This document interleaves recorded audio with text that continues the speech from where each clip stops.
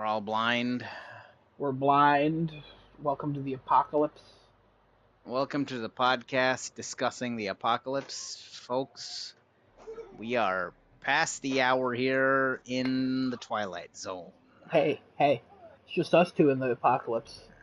Oh man! Never mind. Never mind. No, we had the man of the hour join us. Welcome to the apocalypse, Desunoto. Welcome. The man of the hour.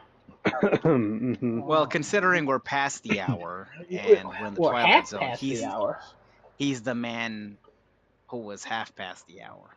He's all of that questionable. He, man, hour, half, past. What do any of these words mean, you know? I mean, words are words. Everything has shit! Everything has a meaning. Right? And words are words. Can be words. Yo, is that why it's called Microsoft Word? Oh my God, mind fucking blown. Wow. This has been an Excel talk. Wait a minute. Oh. Wow. Now, wow. Only if we had a PowerPoint. That's all we needed. Fucking paint. Paint me one of them pictures on the notes that you have. Oh my God. Maybe it'll change my outlook of things. Oh, hey, that's enough. That's enough. I'm about to make the world collapse. Sick of your Google Sheets here going on here. Oh boy, I'm about to make the world collapse with the slides I'm about to make. Oh, baby. Oh, God. Adobe. Alright, anyways. There's many acrobats around, don't worry about it. We'll annihilate them all. I'll let you have that one there. Anyway, welcome everybody to the Flushing Toilets and Watering Our Plants podcast, known as Crafting a Chat. He's going to be late. He's going to be a little late. He's probably in Hogwarts learning magic spells right now. Not doing that. Definitely not on PlayStation. So as far as we know. No, he's just not near his PlayStation at all. Oh. Because if he was in Hogwarts, he'd be in, and he'd be like, "Oh, guys, let me explain why this one build I made broke the game." You know. Wow, that's a pretty accurate impression of Kevin there. That was not. I never do an accurate impression of you guys because I don't want you to get offended, so I have to grossly exaggerate some things. I mean, I'm sure you could do a pretty good impression of me without me getting offended. That was actually me talking, Desunoto. Did you think it was Genesis? Oh yeah. Wow. He would think that that's me because I sound like a complete douchebag. So I could sound like your daughter. Ready? Go ahead. You didn't say if you were ready. Oh, okay. Father, it is I, your daughter.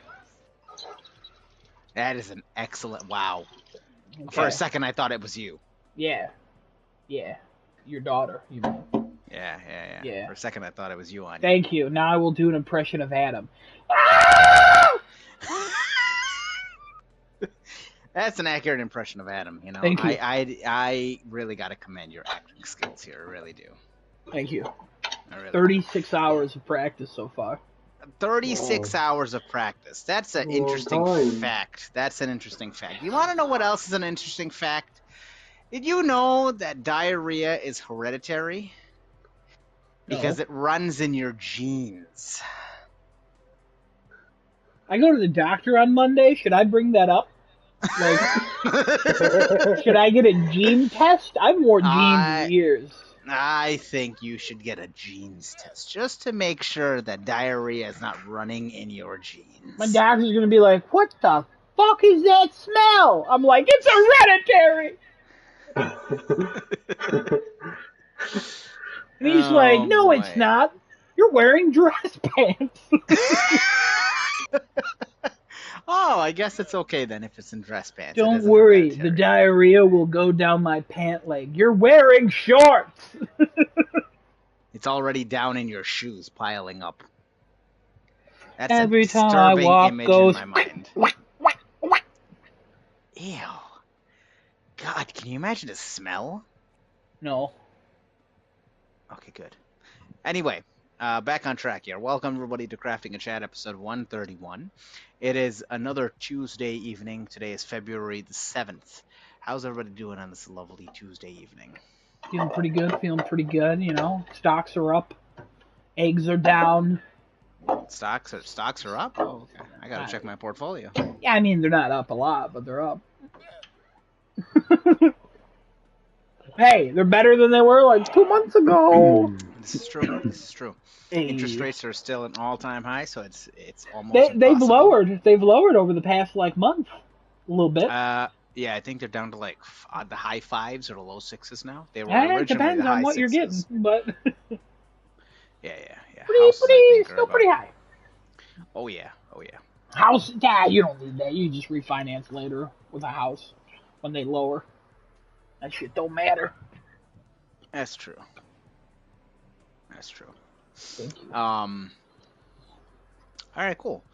Gentlemen, like we normally start this, we go around saying what we all did last week. I'll go first this time since Kevin isn't here right now. I played Crisis Core Reunion, beat that, was done with it. I'm pretty sure that was last week. Maybe it might not have been. No, it was last week. Okay. I started We Were Here Forever with my good buddy Kevin, who he will probably say as well when he gets on about how we were playing that. It is a fantastic time. The puzzles are absolutely harder than all the other games so far that we played.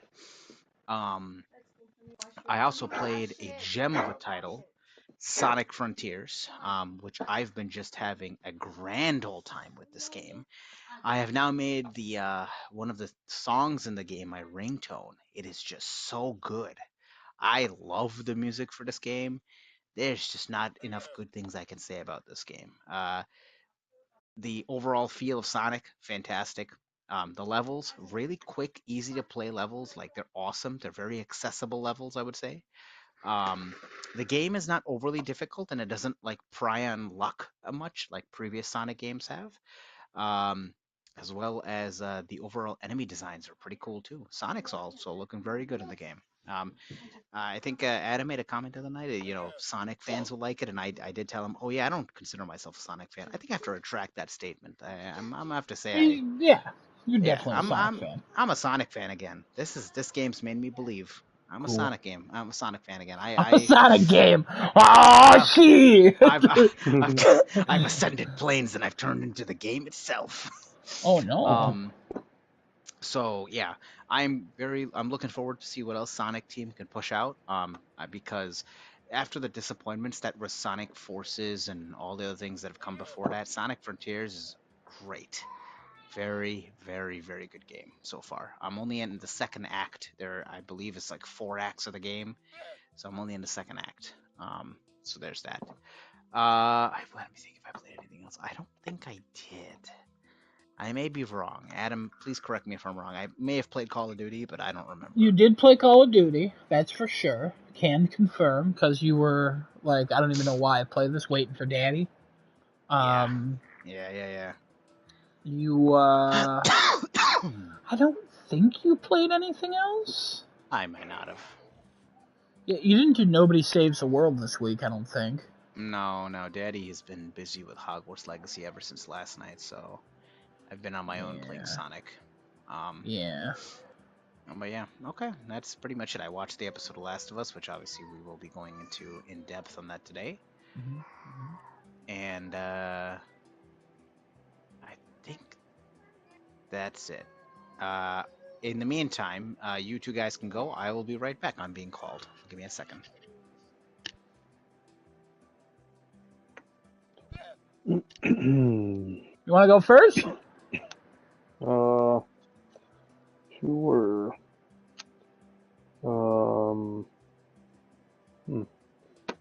I do. I played some more Master Duel. Yeah, it's fun.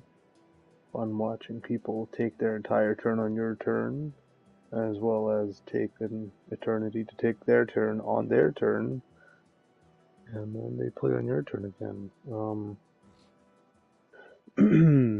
What else? Any more Elden Ring?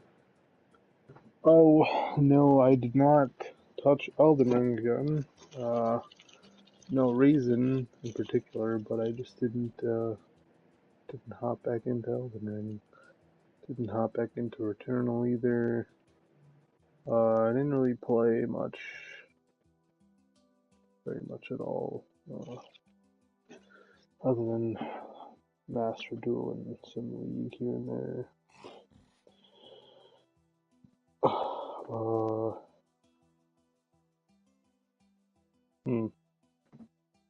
Watch Last of Us.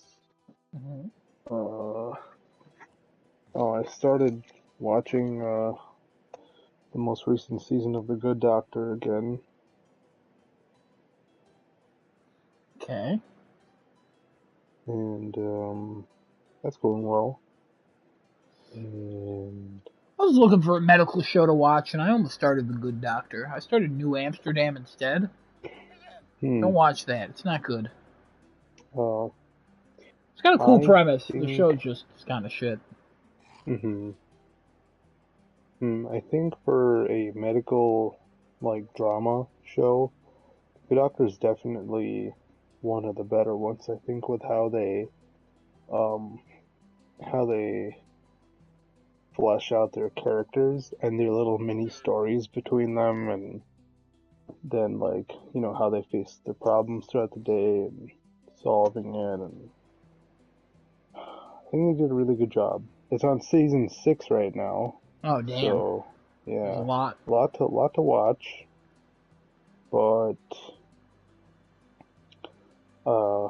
what's his face? His name? The main character guy. I forgot Sean? his name. Yeah, the guy who plays Sean. Crazy. Really good actor. Talented actor. He's in Bates Motel. Yeah, I watched that too. That's why I started watching Good Doctor, because he was in Bates Motel. I watched the first 2 seasons of Bates Motel, and I was like, "There's not enough mother-son action, and I'm getting out of this." No, That's there's also what I watched that show for. Yeah, of course, absolutely. No, it was just it was a lot of I'm a weird kid, and I'm gonna do something eventually, and I was like, I'm not waiting anymore. He's just weird. And I checked out. I might have only made it 1 season. But I watched that because I like Vera Farmiga, who was the mom in that. Oh yeah, she's great. Then she's fantastic. God. And then he's great. And I think I watched the first episode of The Good Doctor, but then I also watched the first episode of the Korean version that this one is based on. Mm-hmm. I think that's also called The Good Doctor. Yeah. I remember being like, wow, this one was way better, but I didn't continue either of them. Oh. Because he starts off and he saves that kid after a sign falls and glass goes in his neck. In the pilot episode, and he's like, hey, don't pull it out, I'm a doctor. And the other guy's like, I'm a doctor, I specialize in blah blah blah, you're just a kid. Also, the old guy in The Good Doctor, Odin in God of War Ragnarok.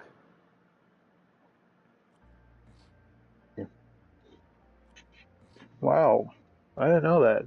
Yeah, Richard Schiff. I like him as an actor too. He's really cool. He's fantastic, really cool, and he's also fantastic in God of War Ragnarok. Yeah, wow. So, good stuff. Yeah, he's pretty much like the other main character, I would say, in the show, other than Sean, because he's kind of like a father figure for him. Yeah. Because of what happened with Sean's brother, and then Sean kind of he went to him to kind of help and grow up and all that stuff. So he's like a father to Sean, and it's like that for probably more than half of the show. I think around season 4 or 5 something's happened. Didn't he die? No. Well, he gets sick. I know at one He point he does has like get sick. cancer. Yeah, he gets very sick. Yeah. But he doesn't die. He's still in the show. If he wasn't in the show, I would have been pretty pissed. Yeah. Because he's a really good part of the show, other than Sean. I mean, I don't know. I feel like after 6 seasons of watching Sean, I'm getting a little tired of his character. Okay. But I think it's definitely worth watching for everybody else other than Sean as well, because they do that really well. They do the characterization and the character development really well, that show. Have you ever watched House? No. That's I've my heard of it, favorite though. medical drama. Hmm. And I've recently watched a clip, and I'm like, why are they having these conversations near the patients? And it totally took me out of it. Is that? Oh, okay. I know. House is fantastic. I know It's this. not really even a medical drama most of the time. And I watched maybe 16 seasons of Grey's Anatomy. Hmm. And they're on Wow. season 19. I probably won't God. continue it. I used to watch it when I was younger. When I was in like middle school, that was on Sunday nights, and it would air at like 9 p.m. or 10 p.m. And if I wanted to stay up late, I had to sit out in the living room and watch that because that's what my mom was watching. Oh. And even as a child, I hated going to bed, so I would watch that and Desperate Housewives. And then I would go to bed, and I don't know, just years of Grey's Anatomy. Now that's a show. That's a medical drama. Holy shit. I don't know if you've ever watched that. No, I haven't. Oh, man. If you want, again, 19 seasons. If you want like 11 good seasons of a show about a medical drama, Grey's Anatomy is the one to go. It's the standard for medical dramas. Okay. But I'll have to try The Good Doctor. What's that on? Hulu. Hulu has it. I don't have Hulu. I'll have to get my Hulu. You know what I mean? Yeah, you know. All right, play anything else? Or watch anything? I started this one show on. Oh my god, I think that was also on Hulu. The Watchful Eye or The Watching Eye or something. Okay. The Watchful Eye. It's this. It's about this nanny in New York who gets hired by this wealthy father, and she goes to take care of his son because the mom killed herself. Oh God. And a lot of weird things happening in the building with the other tenants, and her real motive for doing the nanny job is something else, and so she has to like maneuver her way around everybody and keep the persona of just being just a random Pennsylvanian girl coming to be the nanny for this man's son. Oh, Amy Acker's in it? Is Love that the main Amy girl? Acker. No, she's the her character name is Tori. She's like a Tori from blonde. Victorious. Yeah, Love Amy Acker. She's good in everything she's in, but everything she's in gets canceled. Oh, damn. Well, this She's is in only like 3 a episodes million in, things. so it did just start. It's pretty okay. First 2 episodes. Nothing crazy. I think the main girl is pretty cute. Elena? Cute. Yeah. Yeah. Yeah. Daddy, welcome to the party, Daddy. All right. Daddy. Watch anything else? Play anything else?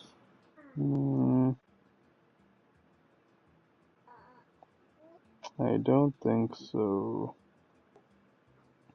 All right, cool. Adam, did you get to go or no? No, not yet. I played more Control, Platinumed Control, played the DLC, finished the DLC.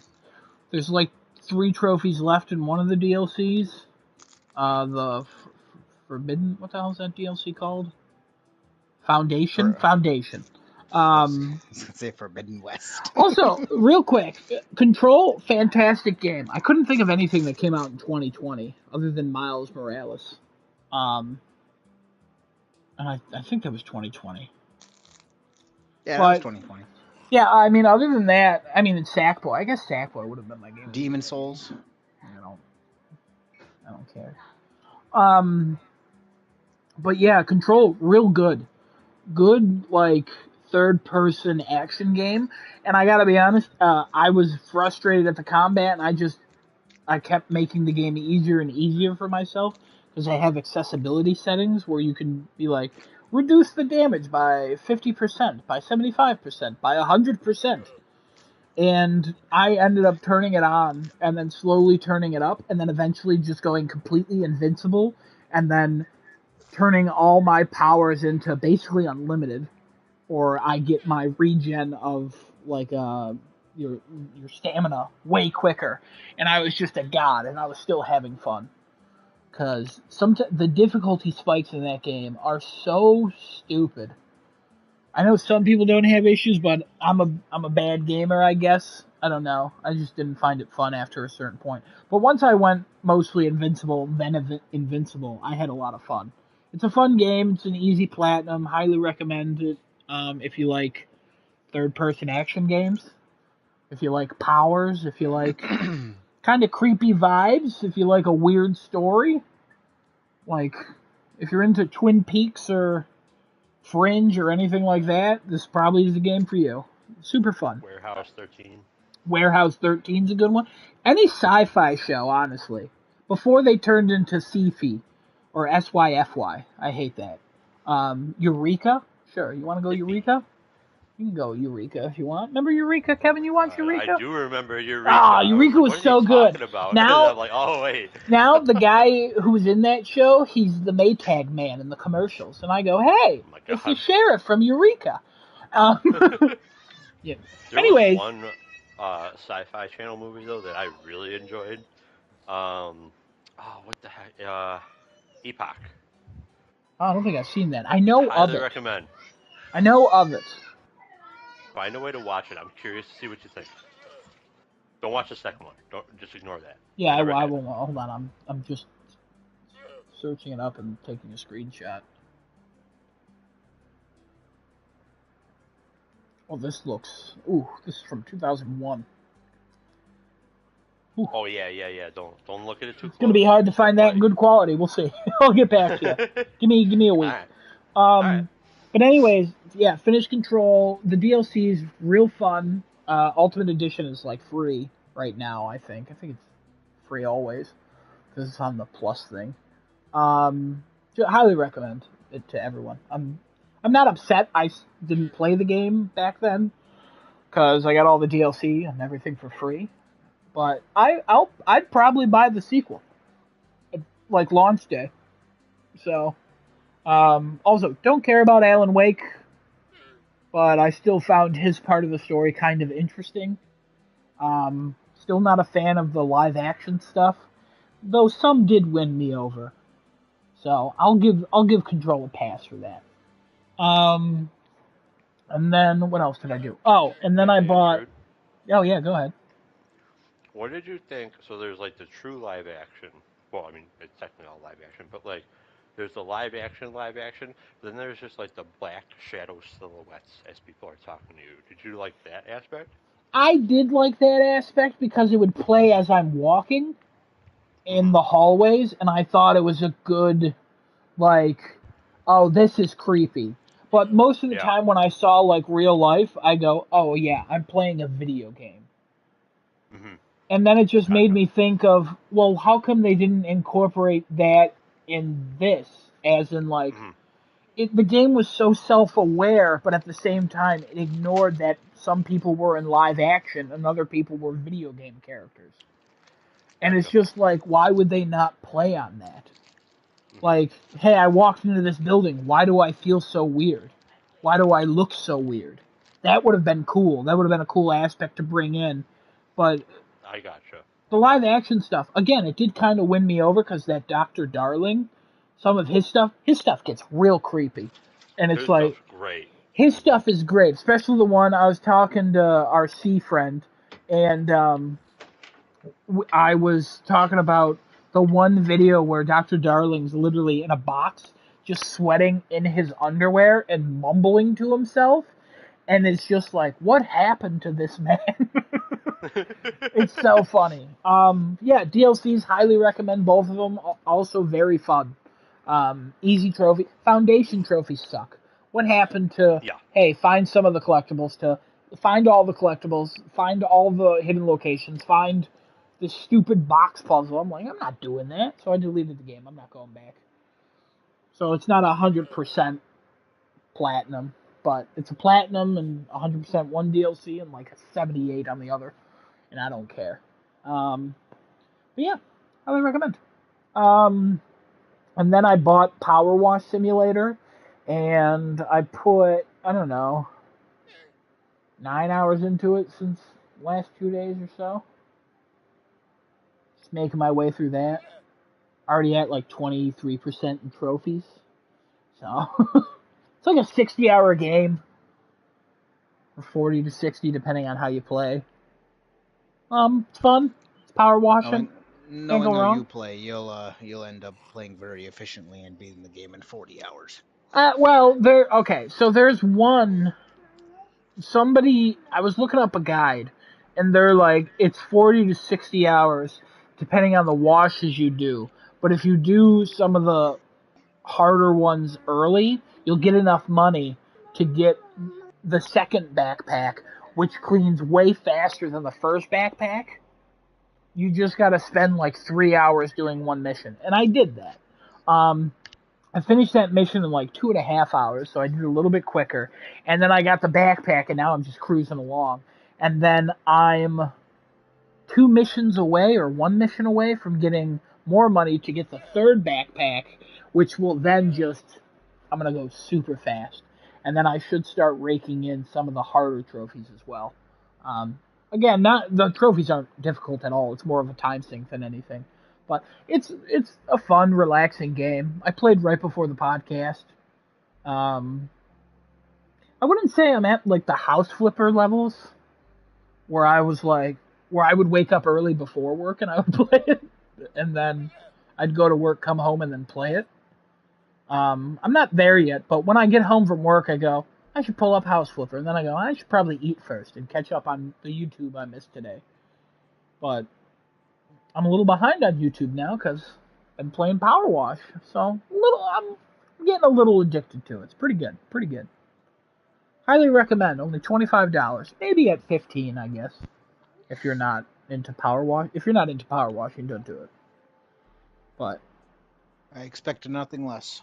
It's literally just power washing. If you think, oh my god, this sounds horrible, you're not gonna like this game. Me, I have a satisfying time. I don't know why. I mean, power washing is pretty therapeutic, I think. I don't like power washing in real life. I hate the sound. I hate everything about it. I think water's cool. I like the idea of it, but in a video game, for some reason, getting trophies and power washing, hell yeah. I think in real life, if we got paid in trophies instead of money, I'd be okay. Jeez. I think there's something wrong with me.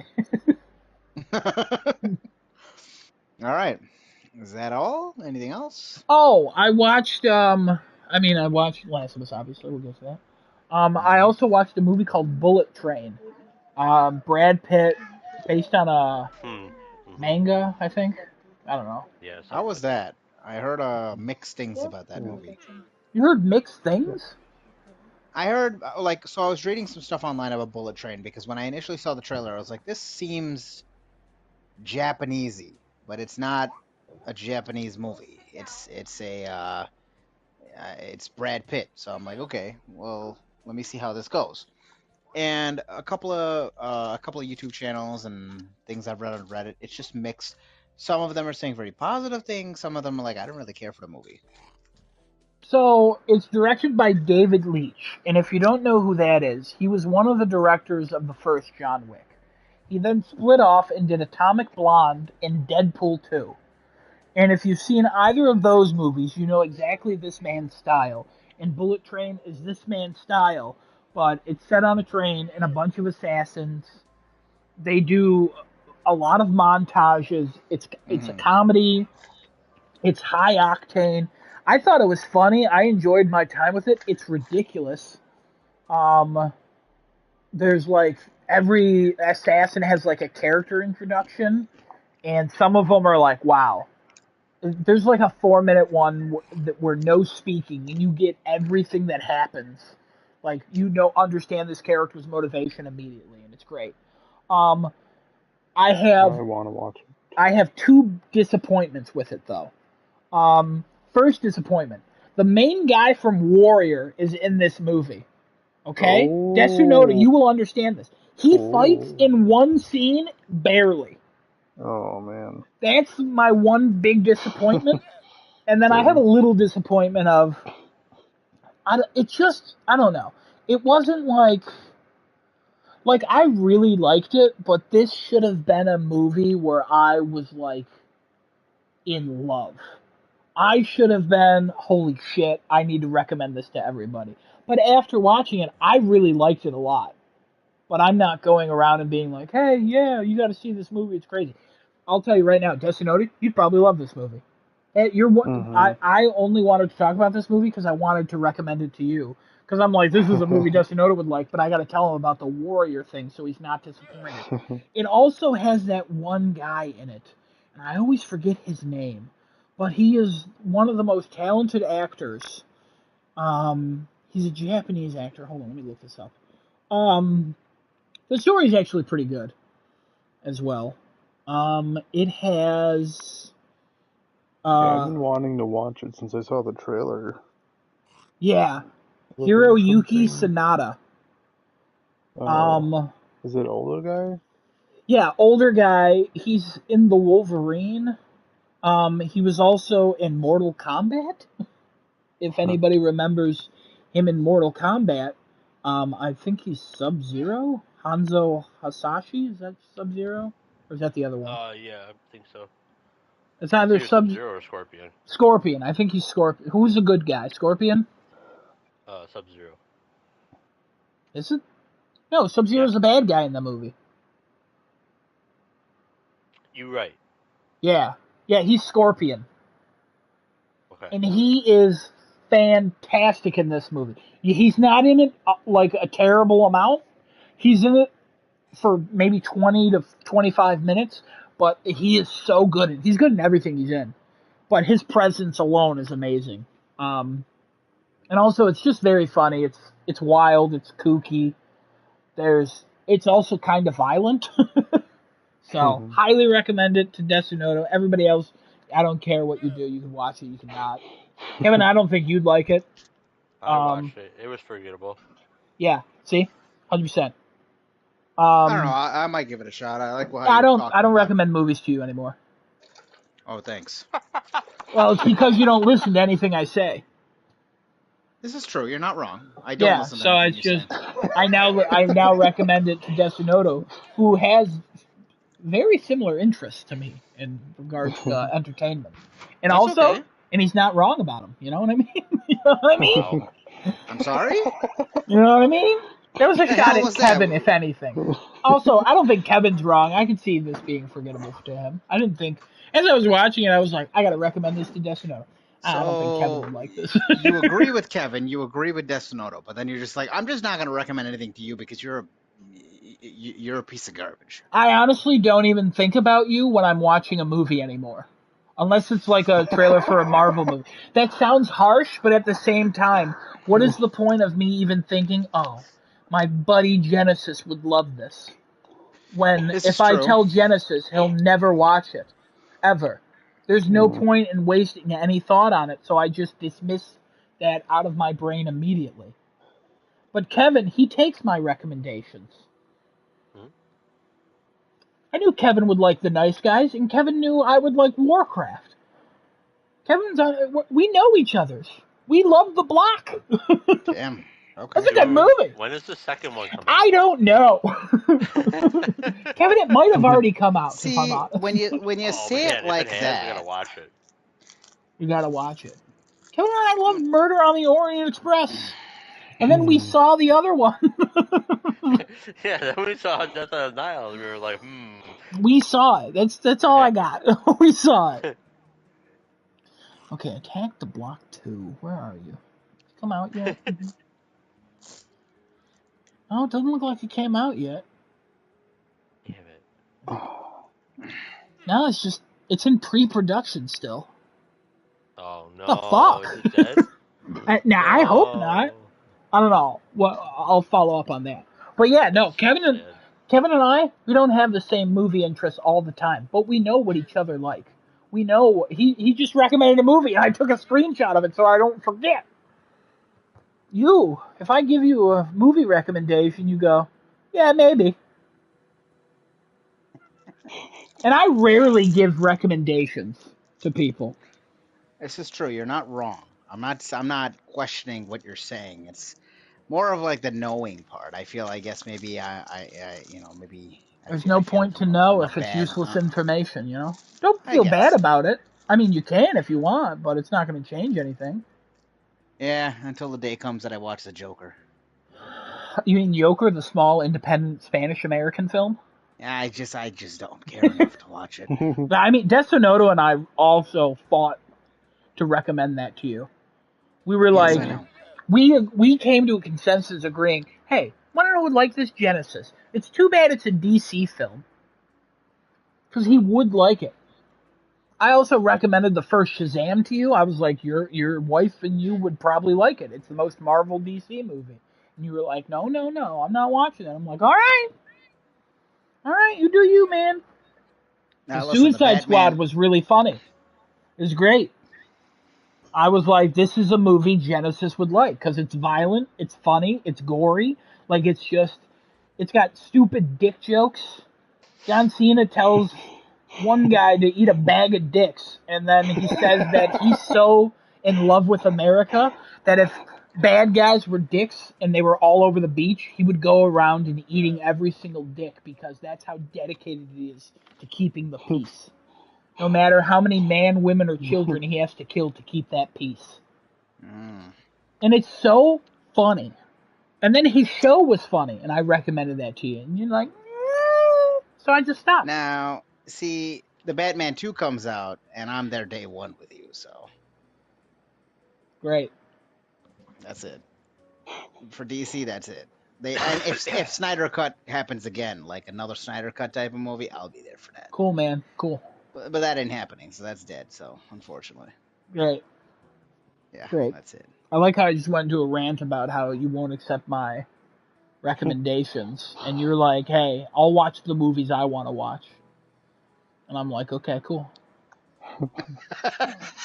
You played the smallest violin for, you didn't think about me for recommendations, even though I do nothing with them. And then I went into a rant all about it, and you're like, you know what? I'm going to watch the movies I want to watch. I don't need your recommendation. All right, cool. Great conversation. Kevin, how's Hogwarts? Pretty good so far, but intro's real long. Intro stuff's real long, but it's not bad at all. Very good game. Ooh, what? I know you're not a fan of the big intro in games. I'm not, but I'm having a lot of fun in this intro, let me tell you. Wow. Well, I guess you can just jump right into your topic. And I haven't even gotten into, like, the meat of the combat, necessarily. All I've done is, like, dueling stuff in the school. But, man, there's so much everywhere. There's all kinds of little things to find. There's, like, floating pages to your guide that you can use Accio and bring over to you and add to your book. And every time you do these things, you're getting XP for your character. And you can start getting gear very early on that's like almost double-digit like level requirements.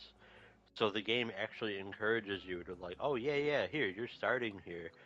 Get your get your bearings, look around, have some fun.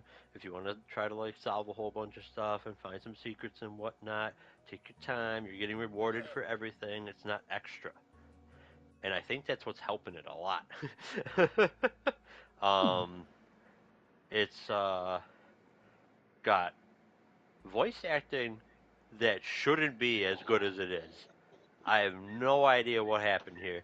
The player character is the worst voice actor.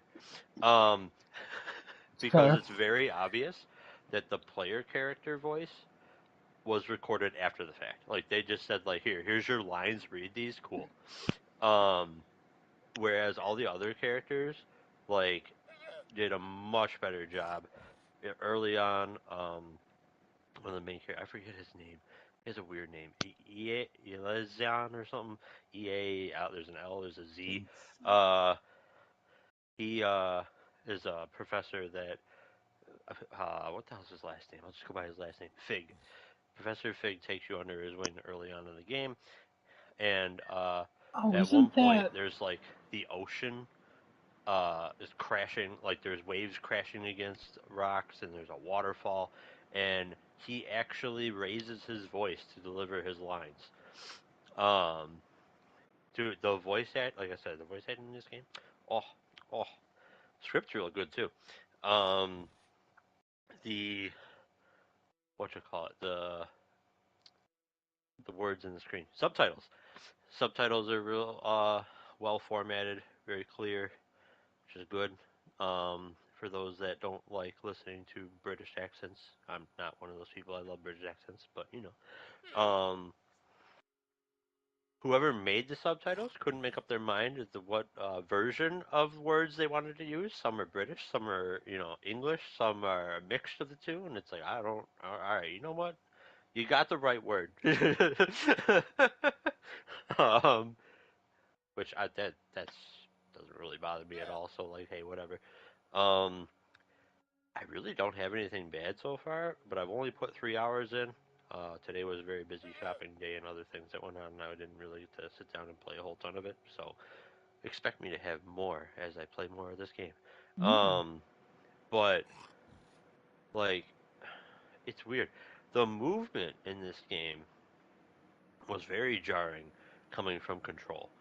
I forgot because like I haven't really played a lot of third-person action games lately, um, and I jumped into Control after Adam started playing it to see if I could clean up some trophies, and actually finished Foundation and AWE DLCs, which I did.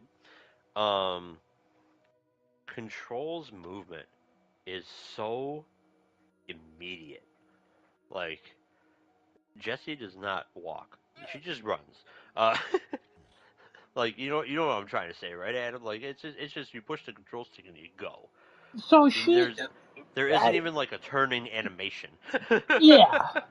How movement works in Control is kind of weird because you're always in like a brisk jog, and Yeah. then when you click the stick in to run, she then decides that a jog is no longer quick enough, and she will run. But when it comes to turning, it's like she's doing the anime run where her arms are up behind her, and that's how she turns all the time. And it's real weird, and sometimes it's hard to aim because of it, but also Fair. it doesn't matter because she's too quick to do anything to like for it to hinder her. Yeah. Controls what a game. What a weird It's game. so good, so good. But and I'm not even trying to say like that's a negative on control. That those controls work. But then coming over to Harry Potter Hogwarts Legacy, I was like, oh wow, this movement's kind of stiff. But it's actually like super good. It feels really good. I kind of like how a lot more like rigid it is, and like you actually when you're walking you feel like you're walking, when you're running you feel like you're running, like it's like appropriate movement. um Combat, the little bit that I've done at the dueling school is really fun. I put the game up on hard right away because I was a little worried with the gameplay videos that I've seen if the combat was actually difficult or not. um spoiler alert, it's not. They must have made some minor adjustments because you do not get half the amount of like alerts that something's coming your way what they showed off in those gameplay videos. Um, like if it's like a basic little spell coming your way or whatever, you're gonna have to notice it and avoid it yourself or block it. Um, but then the other things, there it's kind of like I think God of War used the same color. Yellow is block and red is dodge, right? Did you God of War use those colors? There's another game I played that uses those colors exactly. I think so. It might be different in Ragnarok. Red is definitely dodge. No, yellow is block, red is dodge. Yeah, that's what he said. So it uses a similar thing with a kind of circular pattern thing that goes around your head and like closes in when That was coming. Around. That was usually around the enemy. Circle, yeah, it was around the enemy in God of War. It's around you in this one. But it's the same color patterns, so that was kind of neat. The targeting in this game, oh my god. Okay, all developers, listen. If you're gonna do a third-person action game, and you are gonna have an auto-targeting system that doesn't require the player to lock on and directly like toggle what target they're attacking, this is the game you copy. Don't try to do anything different. Directly copy this game because it's amazing. It highlights whatever you're targeting and everything hits it.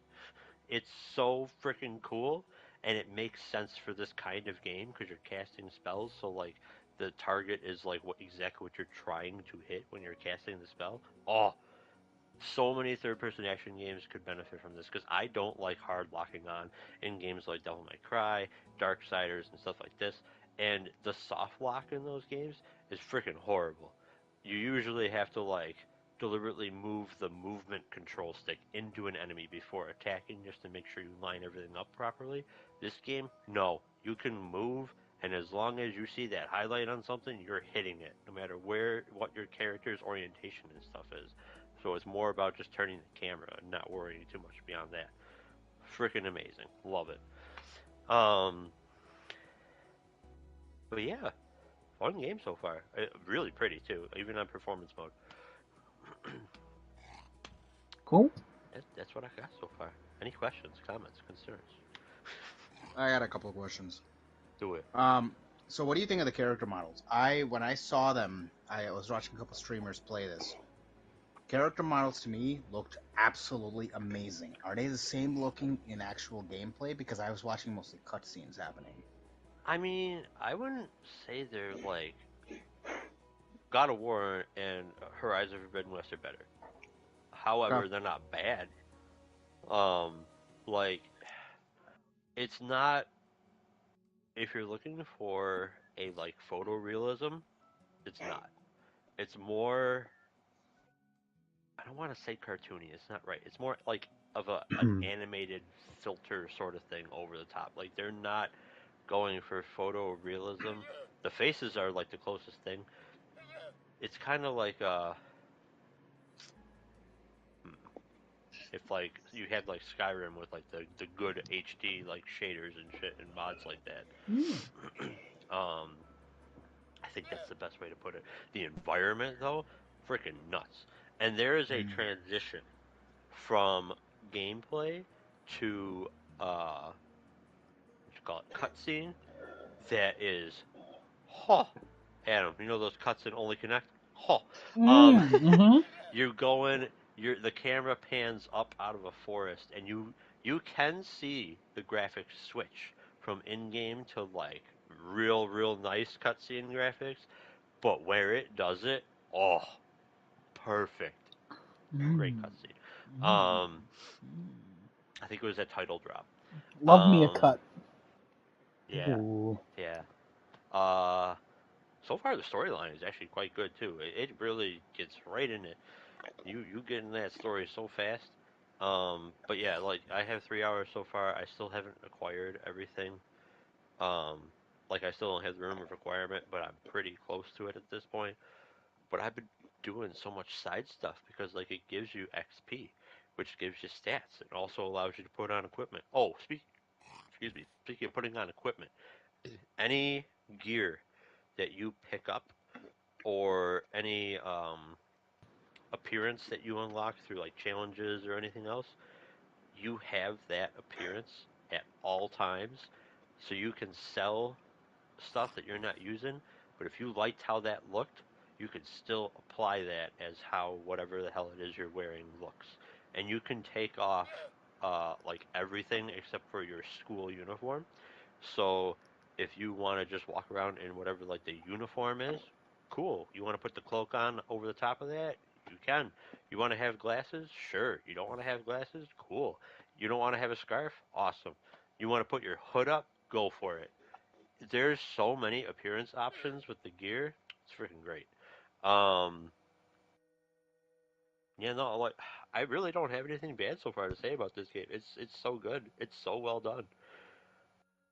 That's a good Top thing to notch hear. game, Avalanche. Good job. It's a good thing to hear. I got another one. Yeah. So I don't know, maybe you can't answer this yet because you're not far enough yet. Are you aware if you can get like the death spells or like the Yes, you can. forbidden spells? Okay, you can. Okay. You can. Um I can't yet, but they're well. I know you can get them. Period. However, one of the pre-order perks of getting the deluxe was that you were going to get an extra dark arts like arena or whatever content.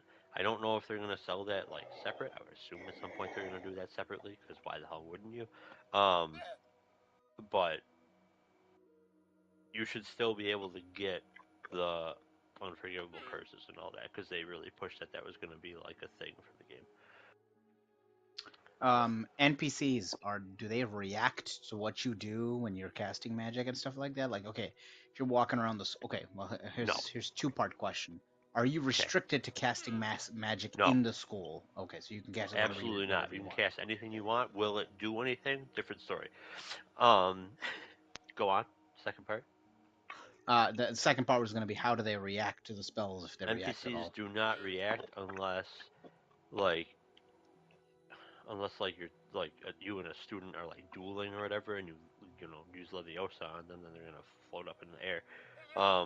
But nobody's like, oh my god, they're casting spells. Like NPCs don't react like that. However, um, NPCs do have a lot of dialogue with you where you can like build relationships with different students and things.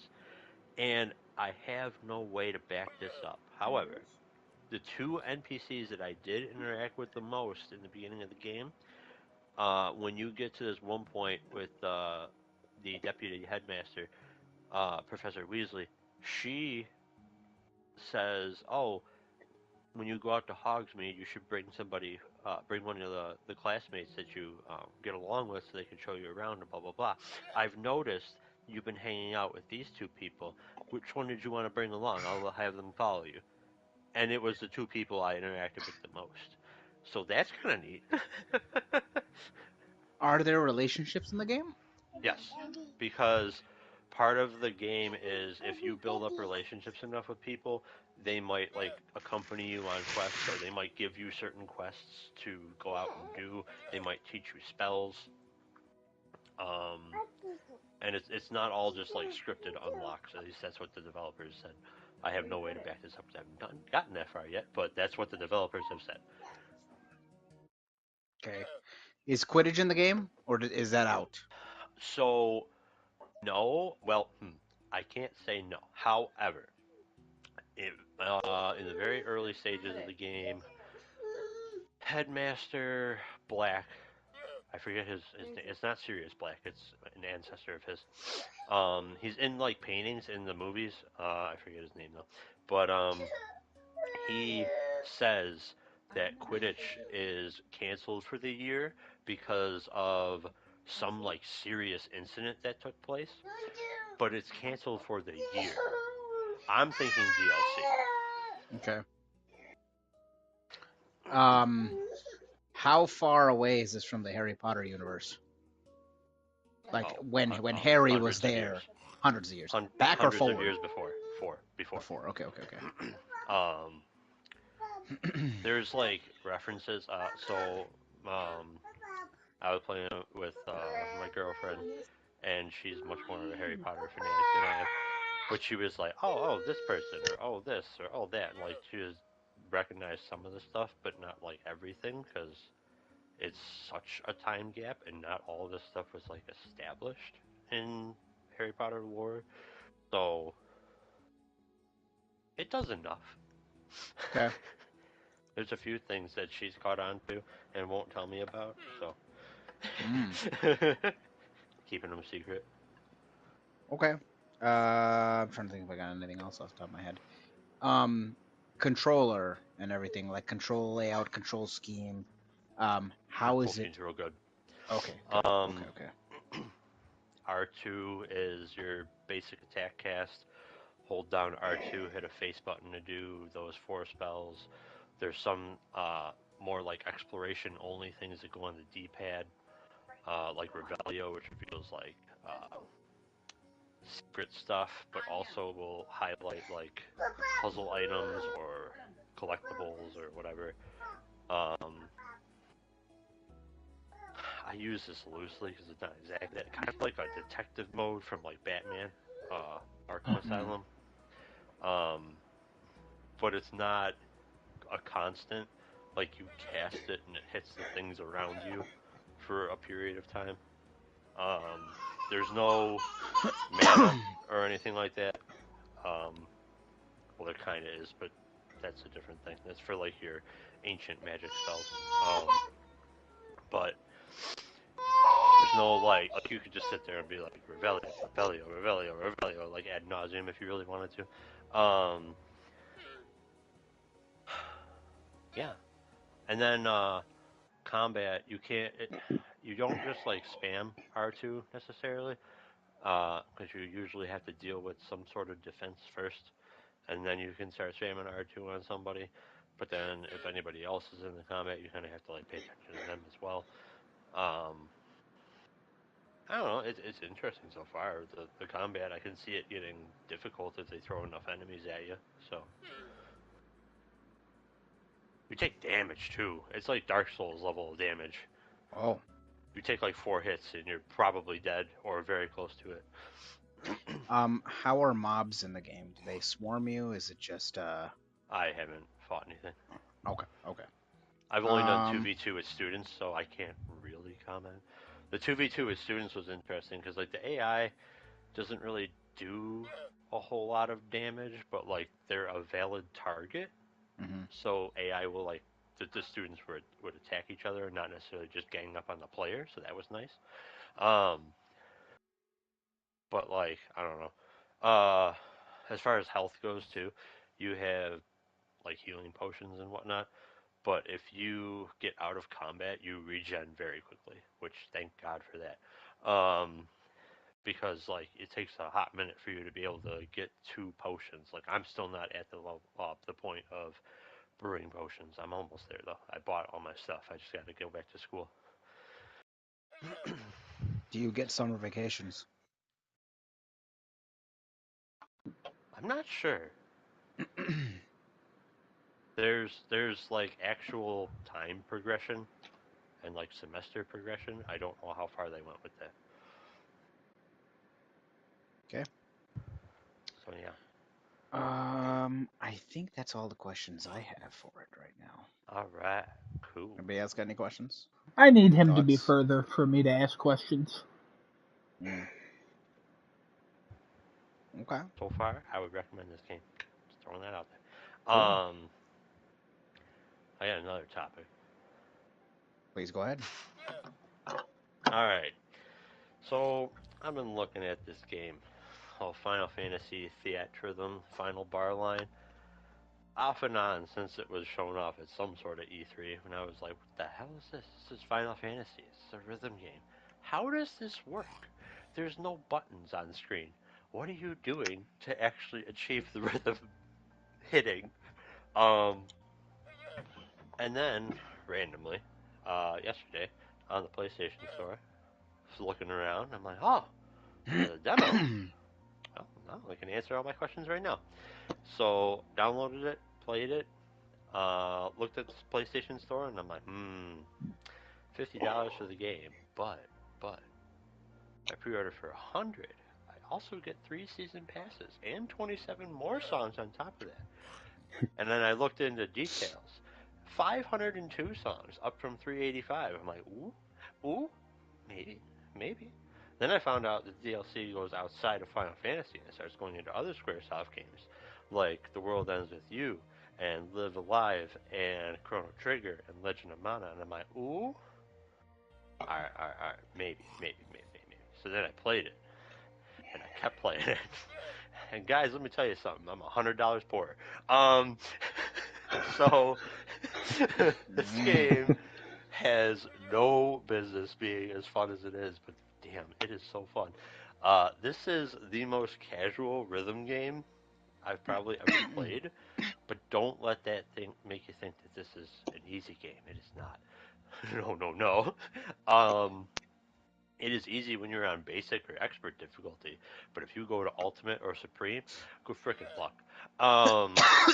So it has all Final Fantasy titles: 1, 2, 3, 4, 5, 6, 7, 8, 9, 10, 10, 2, 11, 12, 13, 13, 2, 14, 15, Final Fantasy Tactics, Final Fantasy Mystic Quest, Final Fantasy Dissidia, and I'm sure there's others I'm missing.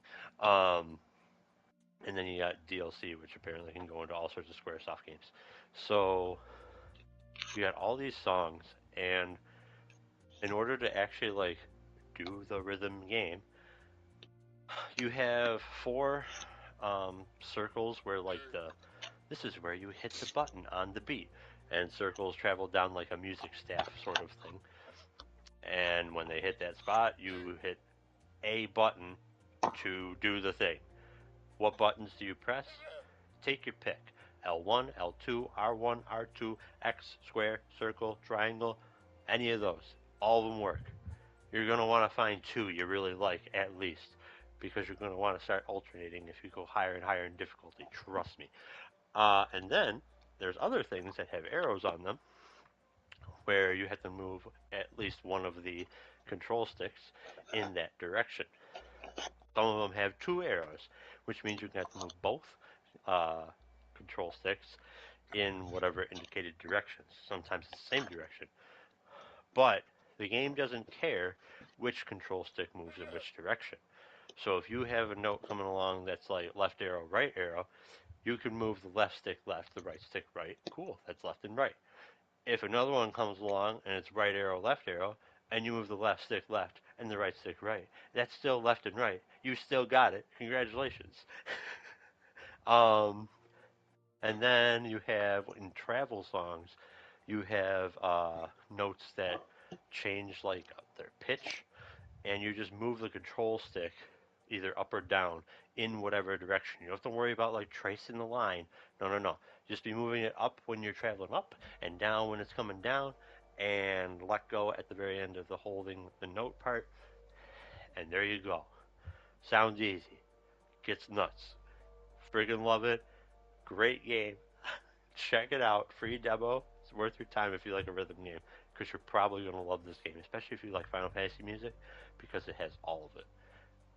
So fun. And then, on top of that, wait, there's more. It's not just a rhythm game, it's also an RPG, because you have all the party members from all the Final Fantasy games that you can customize your own 4-person party with.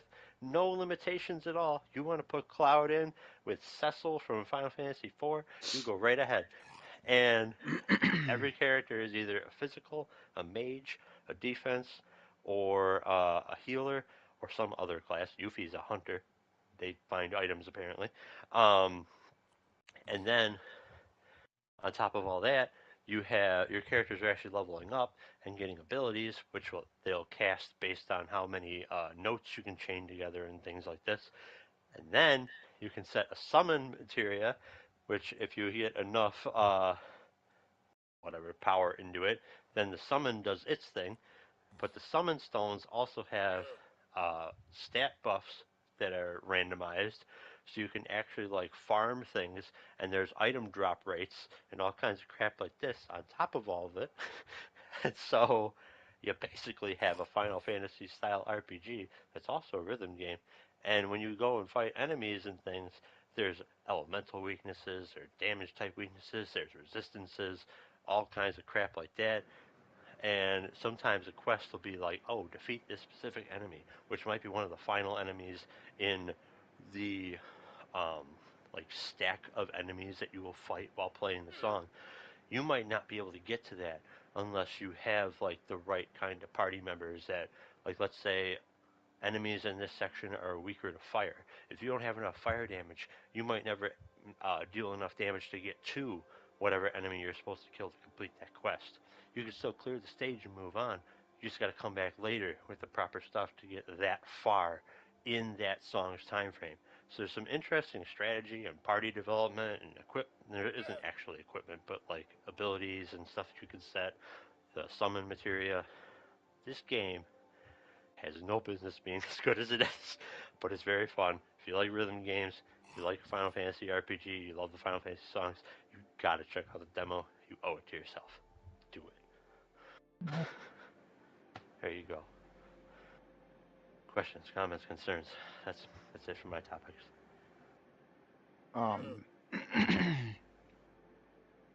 If you like this one, if you like this that much, again, you've not played any of the Kingdom Hearts games.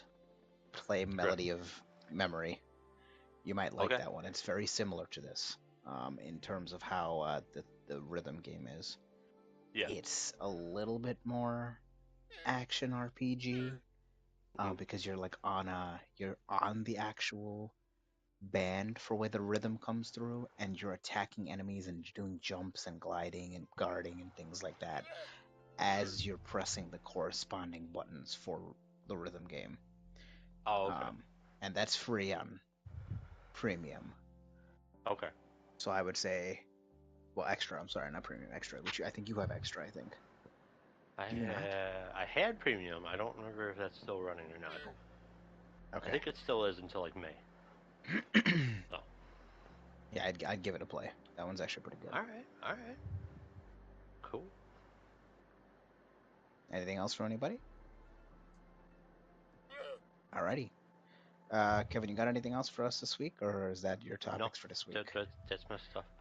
Oh, by the way, what did I play? Those 2 games. Cool. Perfect. Oh, and We Were Here Forever, which Genesis and I will review in full when we finish it. Absolutely. I already said the puzzles were just absolutely way harder in this game than they were in the other ones. Better. The game is so much bigger too. Kevin, you're lying. You forgot one. I did? Oh, Save Room. Oh, and Save Room. That's right. I played Save Room as well. I'm platinum that game. That game was fun. Nice. Good $5 casual puzzle game. Nice.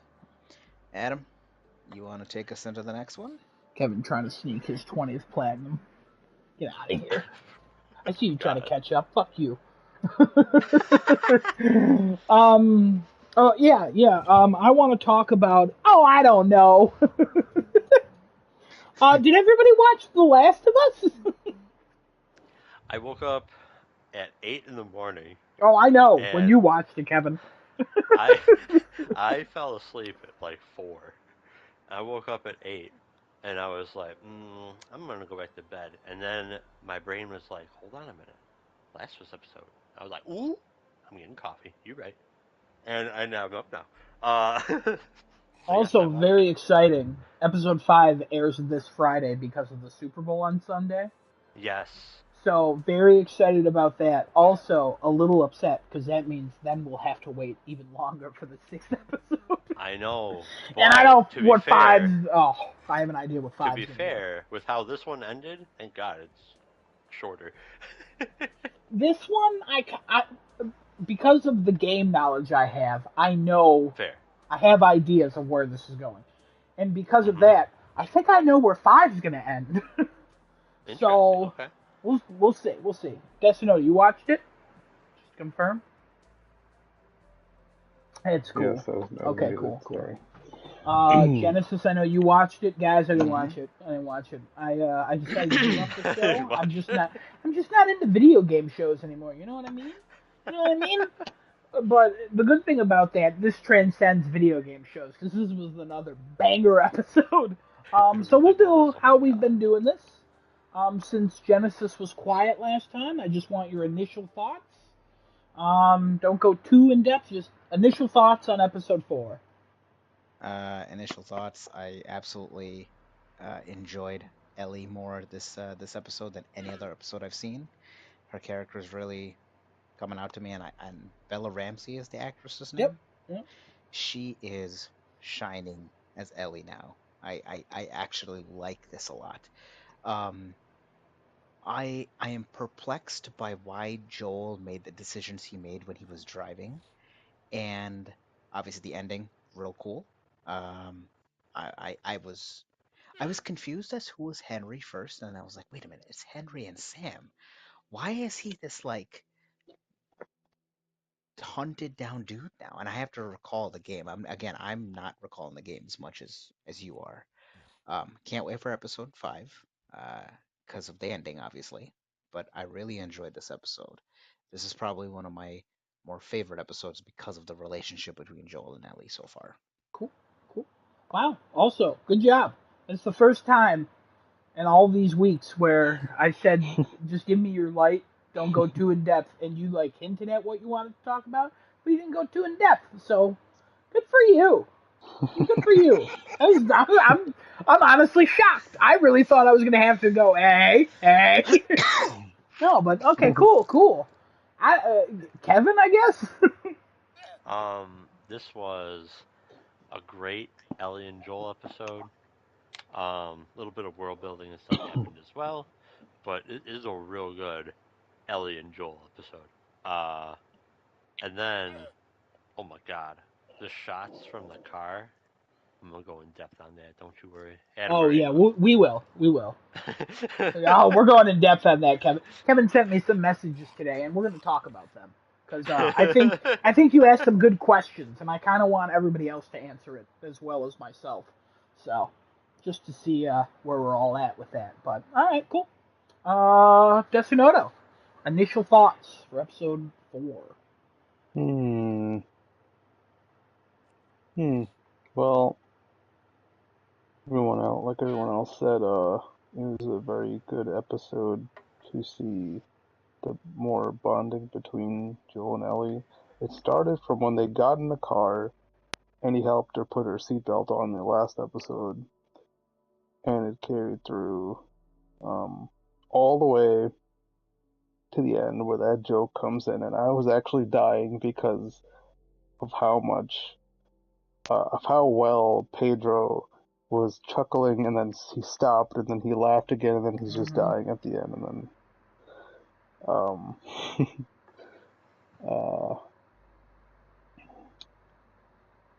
and then I didn't really care too much for those militia people, but it seems like a good addition to the story overall.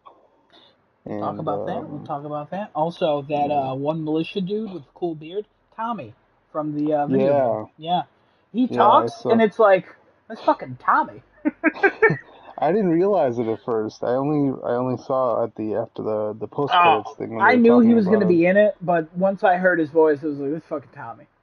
Yeah. Tommy. But yeah, that's cool. We'll talk about the militia people and our thoughts on that and all that. But all right, cool.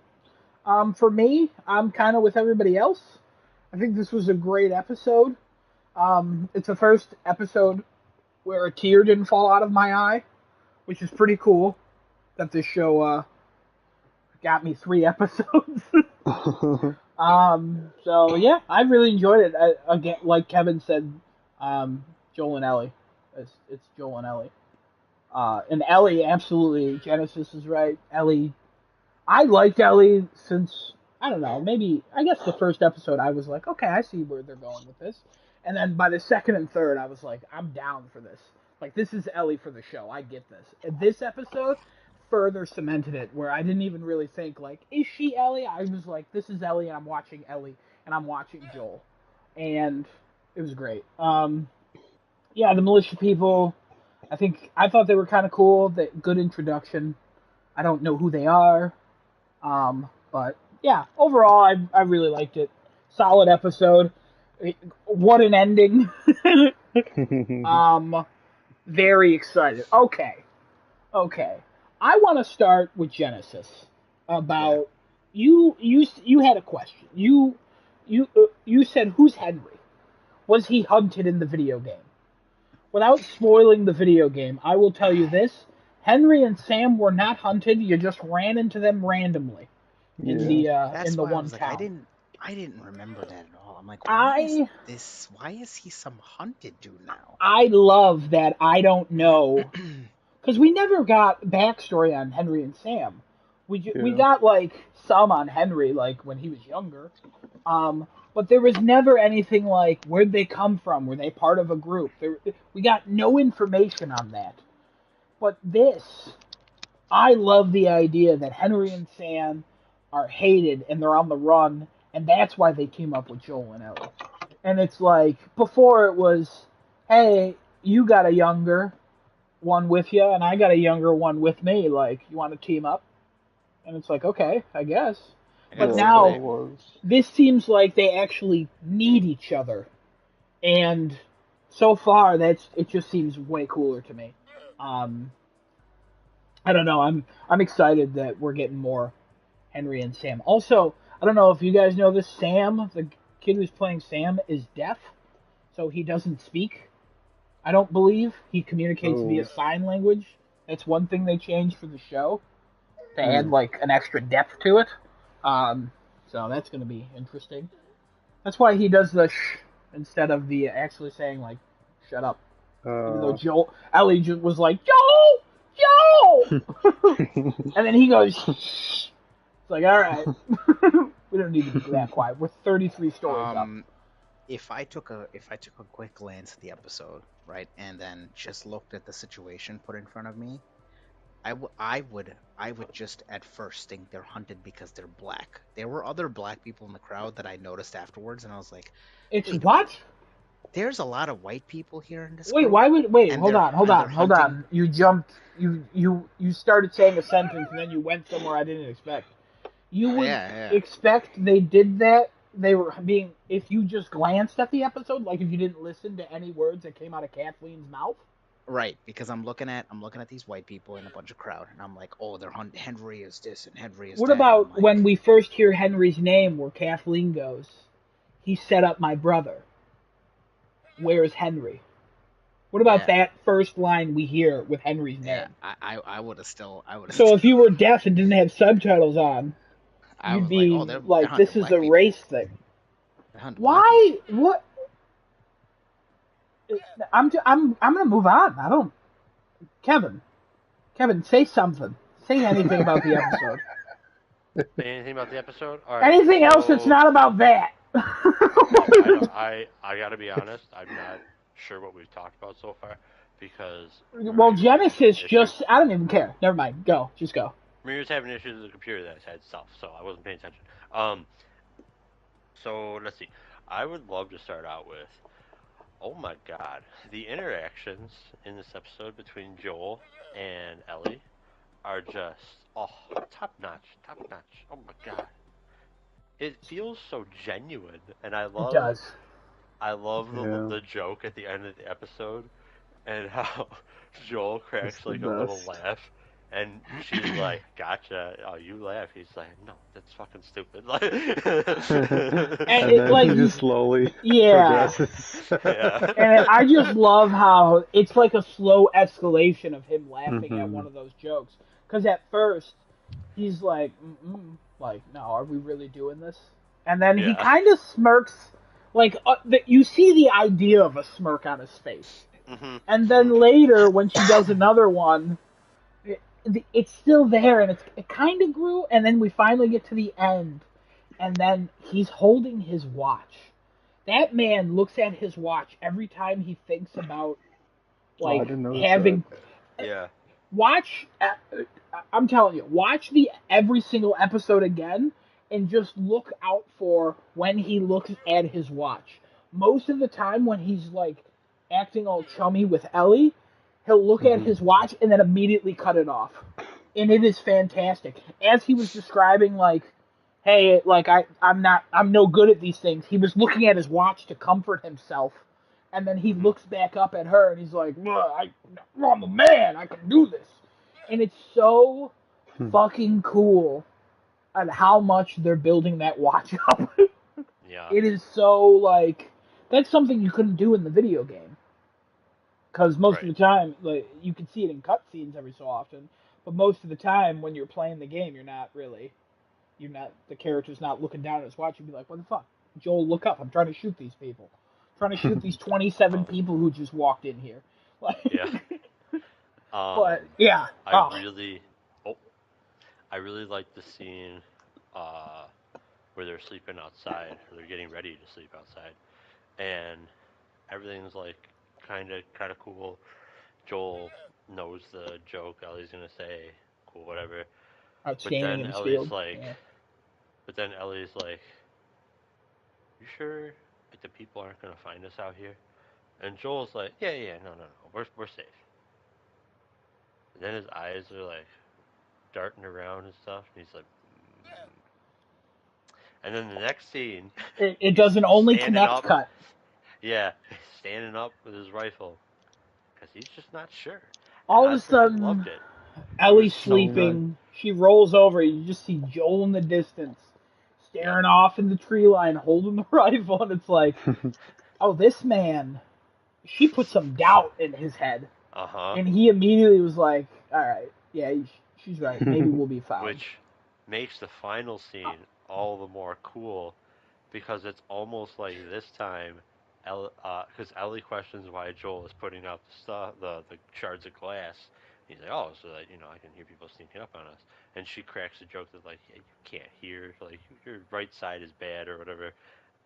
Did you get shot? No, it's actually from shooting. But then she kind of like comforts him with the joke that actually gets him to laugh, and they're kidding around, and then they both fall asleep. Yeah. But he rolls over from that joke, and he wakes up on his left side with his right ear in the air. That's why he didn't hear the glass. Oh, good call. Yeah. I watch each of these episodes twice, just because I like to get like, okay, I've watched it now. Let me analyze it. Let me look into this. And then I actually go and watch, like, I didn't for this one. Usually I watch, like, hey, things you missed. But I didn't for this one, so there's probably other things I'm missing. But, yeah, he wakes up and his right ear is in the air. Because earlier, he's laying on, every time he's sleeping next to Ellie, he's laying on his right side with his left ear in the air. That's why he's always facing away from her. He's also closest to the exit, because he's the one that's protecting the cargo. So it's like, this show is so smart. Like, in a lesser show, they would have pulled that truck over behind some cars and been like, hey, we're hidden now. But no, he fucking rolled off, then drove into the woods, and then didn't light a fire. And he's like, fucking people will find us. Like, we gotta be careful. And Ellie it's just, in a lesser show, so many of these scenes would be so much worse.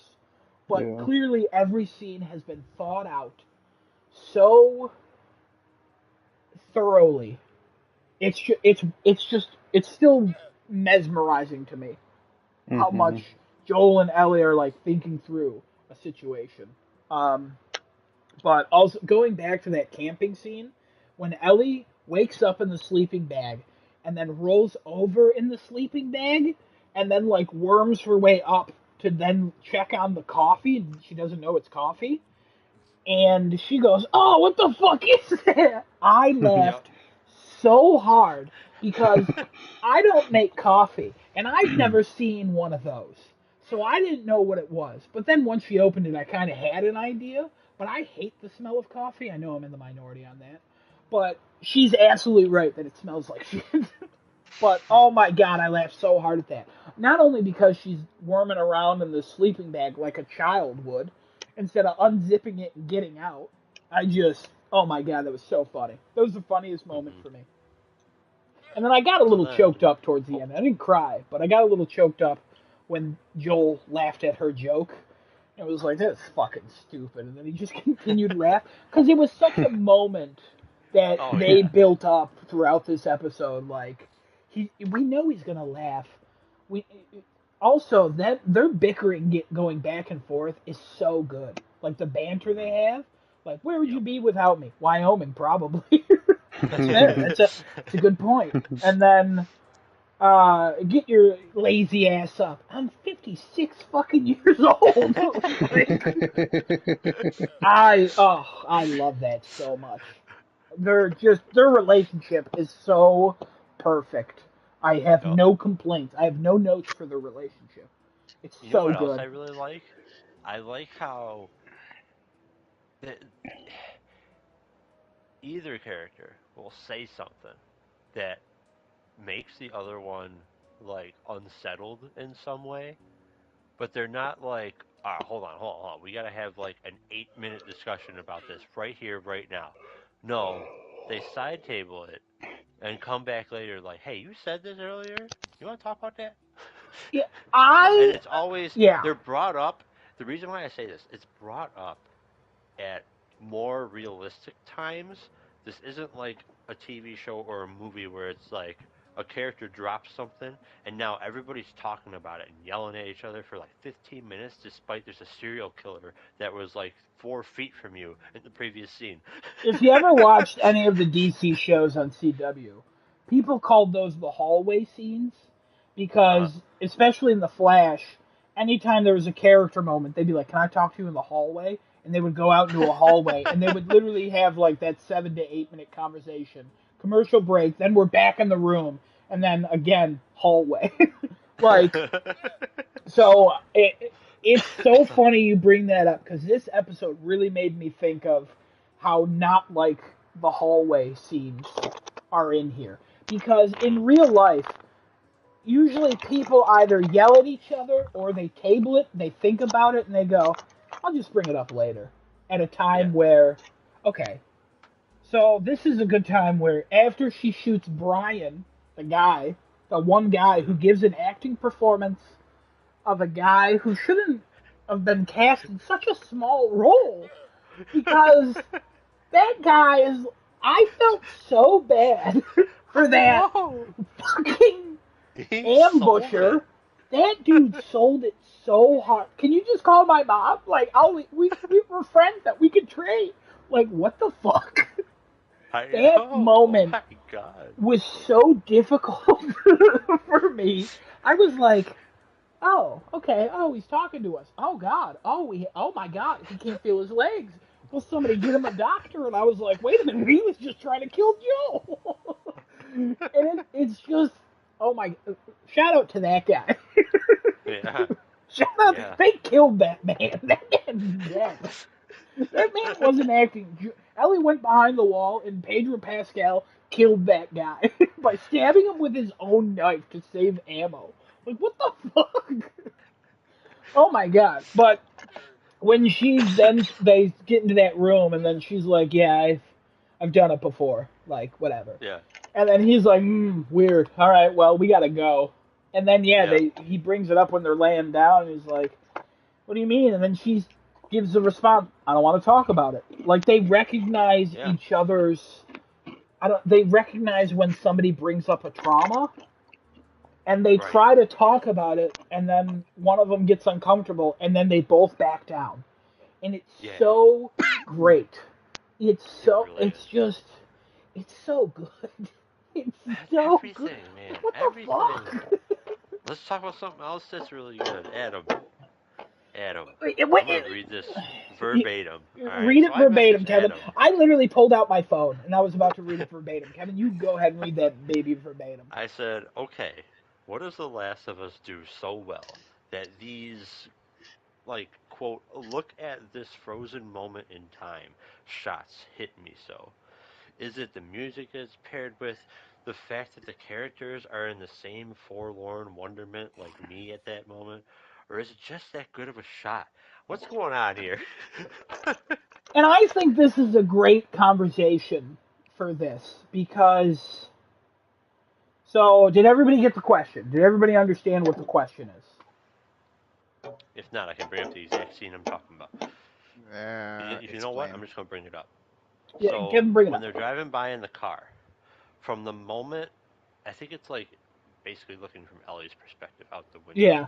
The moment you start to see like the military vehicles and the tanks amusement and park that are in the grass, so you get the amusement park, you got all the cars on like the highway and things, and Joel's talking about how like there were trucks that I think he might have done this before this, trucks that just like push everything to the side.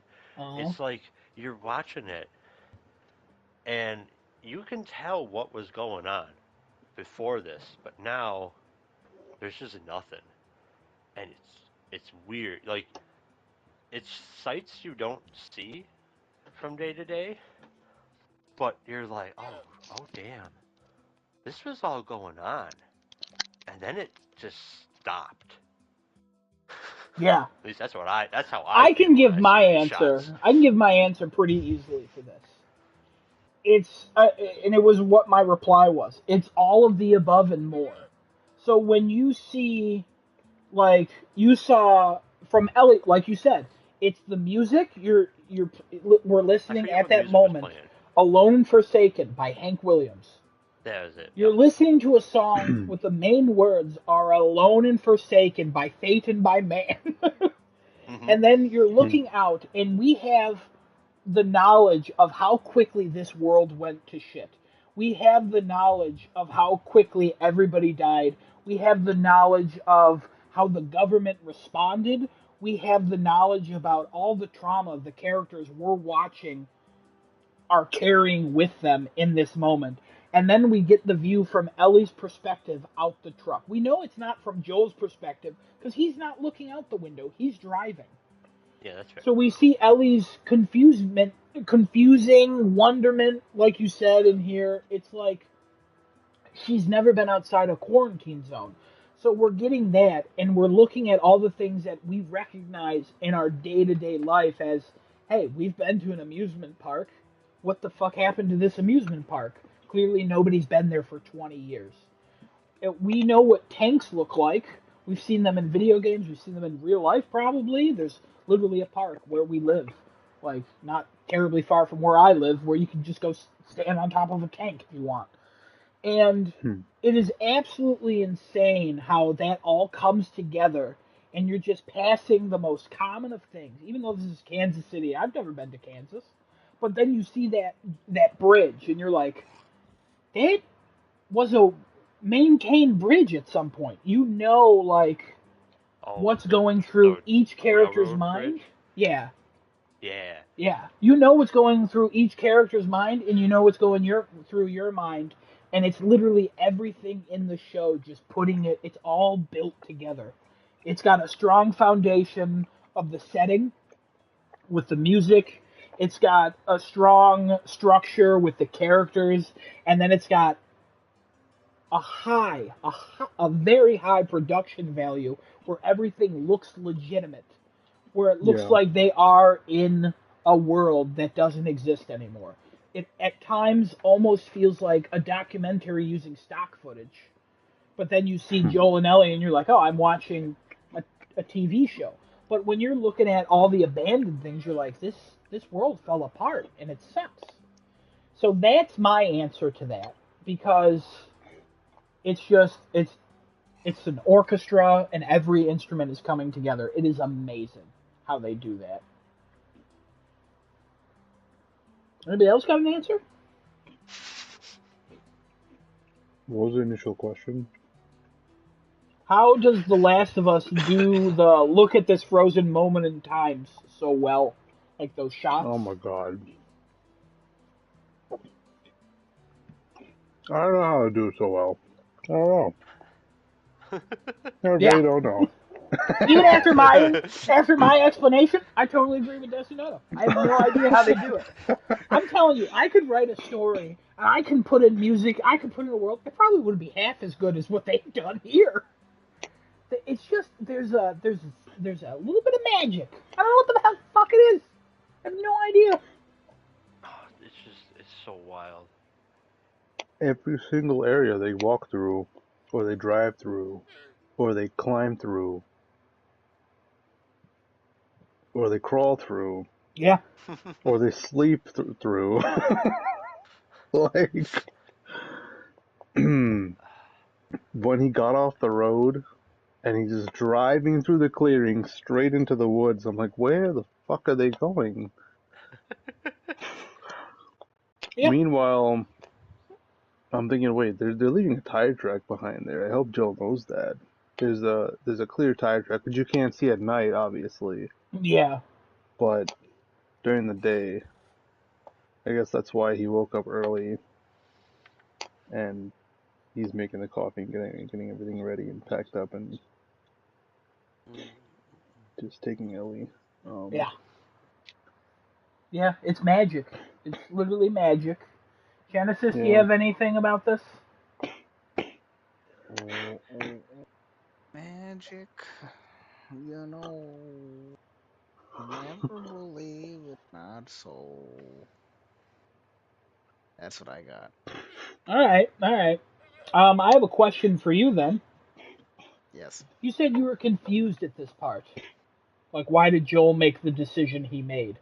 I was confused at the directions he took when he was driving the truck. I realized he didn't see the road, the spike trap in front of him. I was just so confused at why he went in the direction of the man that was walking towards him, who was pretending to be injured. He had the entire left side open, and he also had the right side open from the scene before that.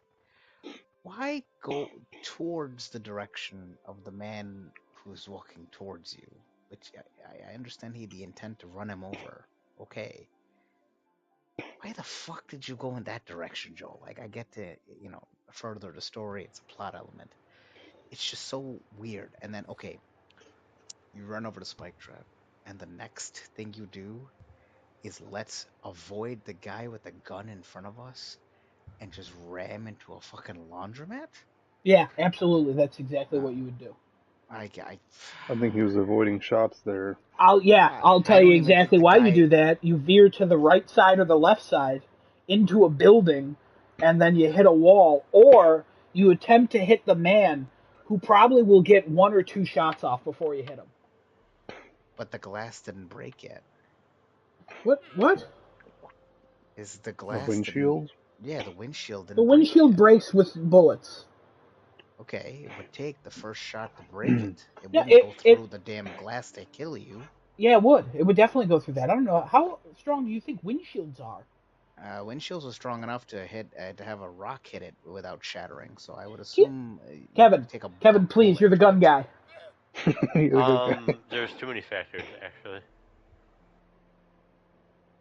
There's too many factors. So depending upon, I don't remember the gun being used in this scene I because I don't know if it didn't was a shotgun pay or a attention. It rifle. I looked like a can't remember. shotgun. If it was a shotgun, more than likely one shell to take out the glass, and then the next one would actually have a chance to like do something. There you go. Shotguns aren't meant to penetrate through things unless you actually set them up to do that. Fuck off, Adam. But like some handguns, the bullet might go through the glass. It might not go through the No, glass. he wasn't Maybe using a a handgun. It's either a hollow point rifle might or a go through the shotgun. glass pretty well. The thing is, like bullets are weird.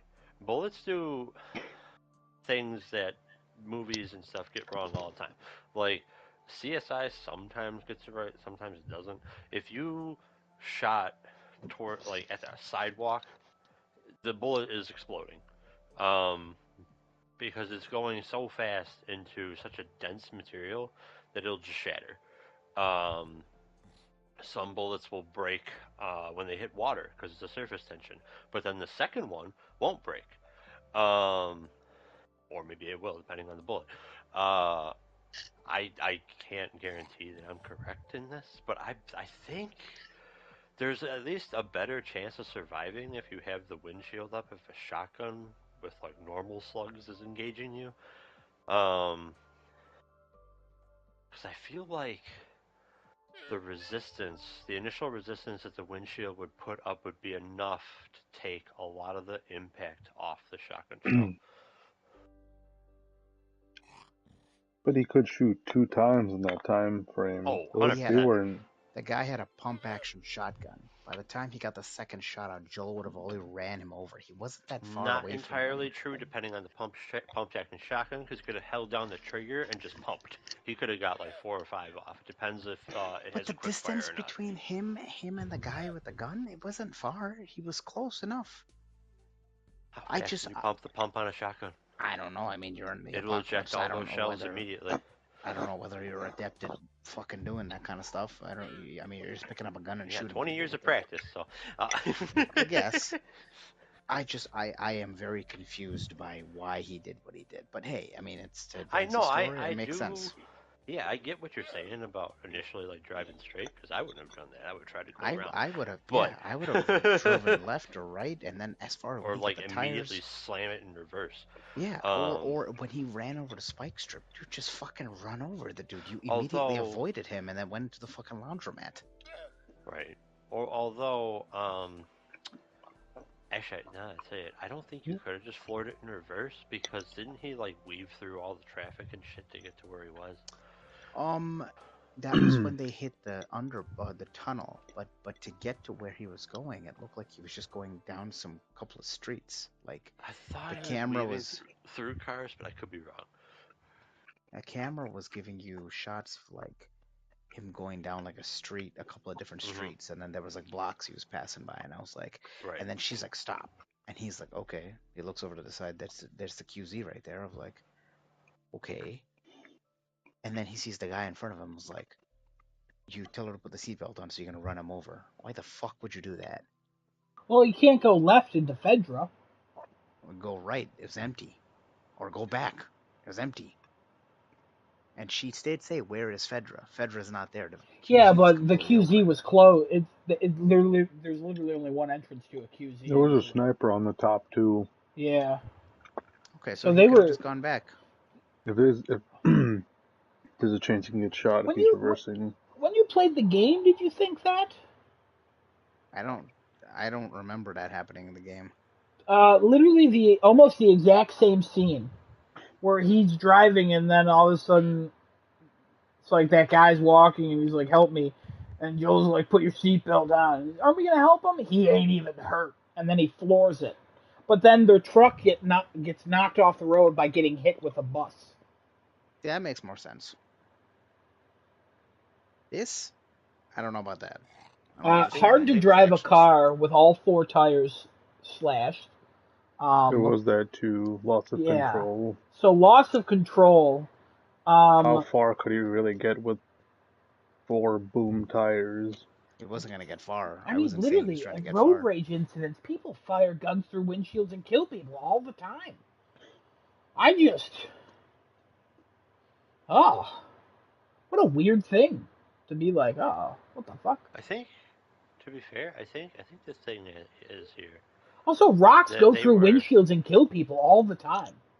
I mean, yeah, they do. It can happen. There's a lot of factors. It's glass.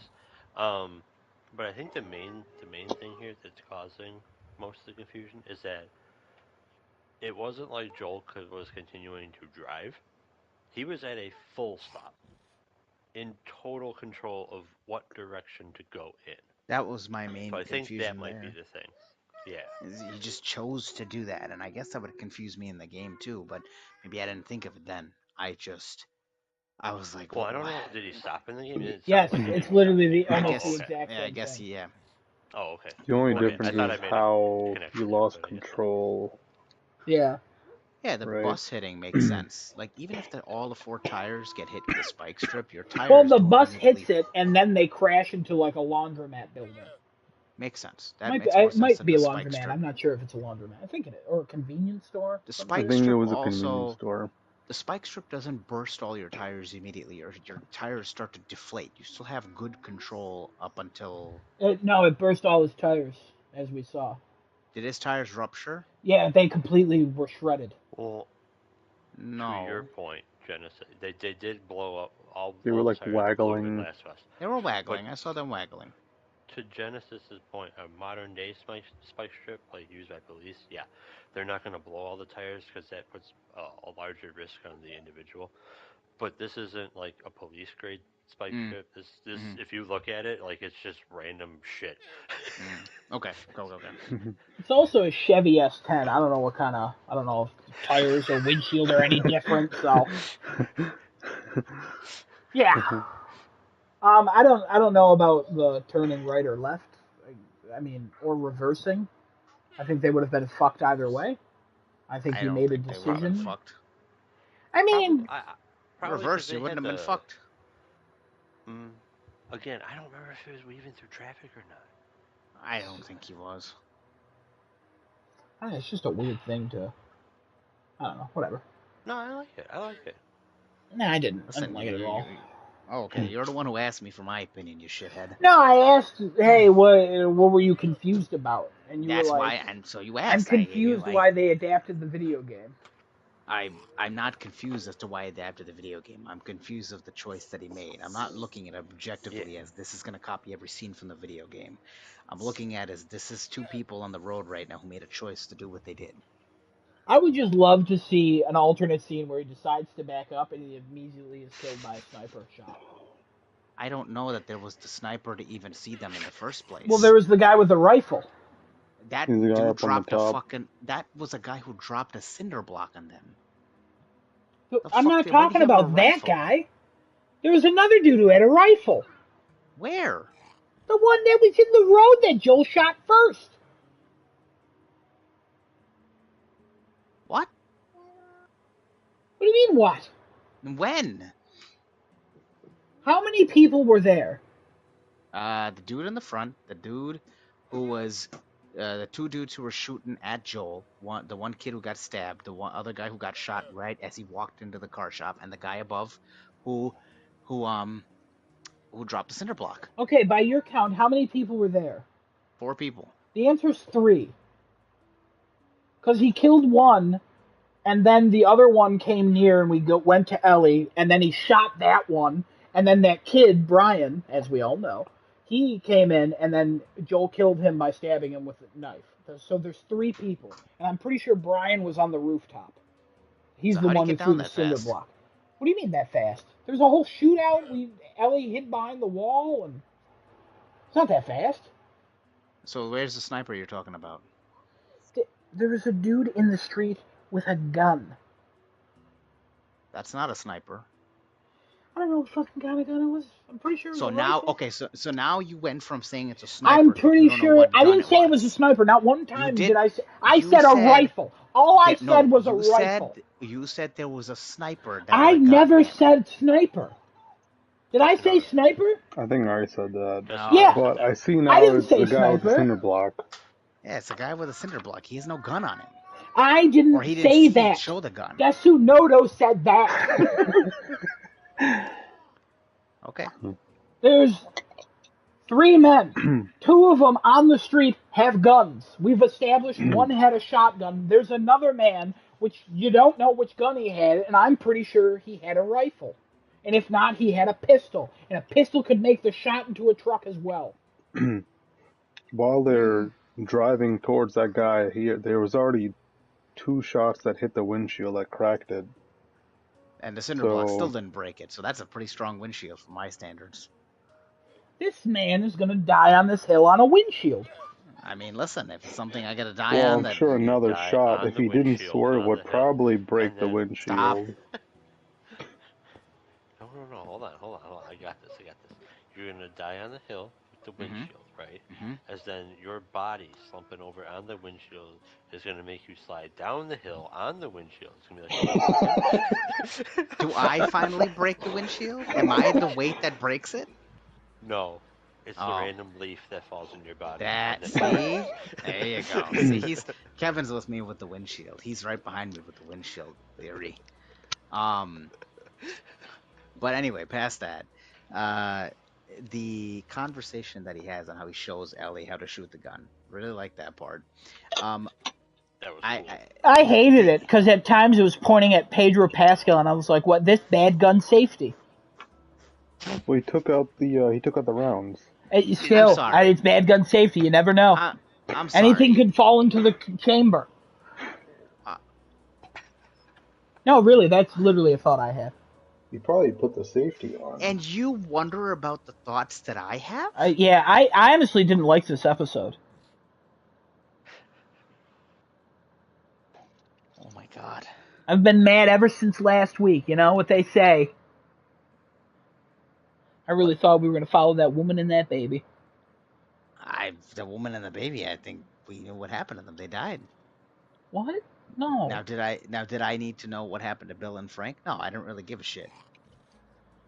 But, you know, that was last week's episode. This week's episode, I'm following a windshield. I need to know what happened to that windshield. You know, so to answer your question, Adam, no, shut the fuck up and stop being the bitch that you are. All right. That's Okay, fair. I'll accept that. All right, anybody else got anything to say about this episode? Because I think I'm good.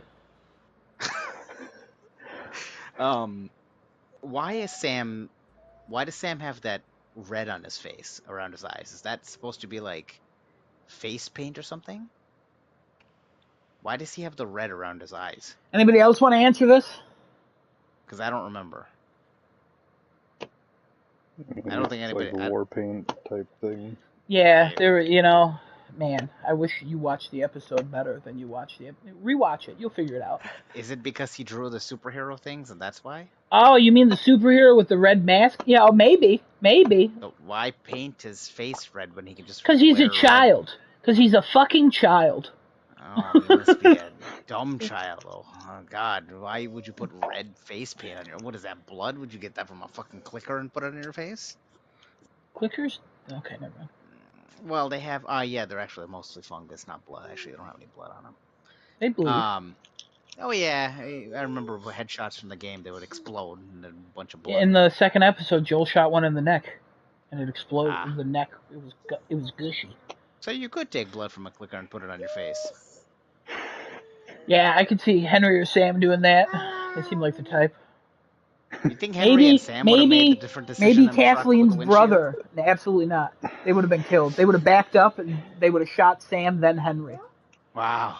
But maybe Kathleen's brother was a clicker, and Henry turned him in to Fedra. Maybe that's what's going on there. So these militia people were not in the original story, obviously. They were not. They're completely new characters. Yes. I like them. What the hell did they find underneath? What is that was moving in the ground?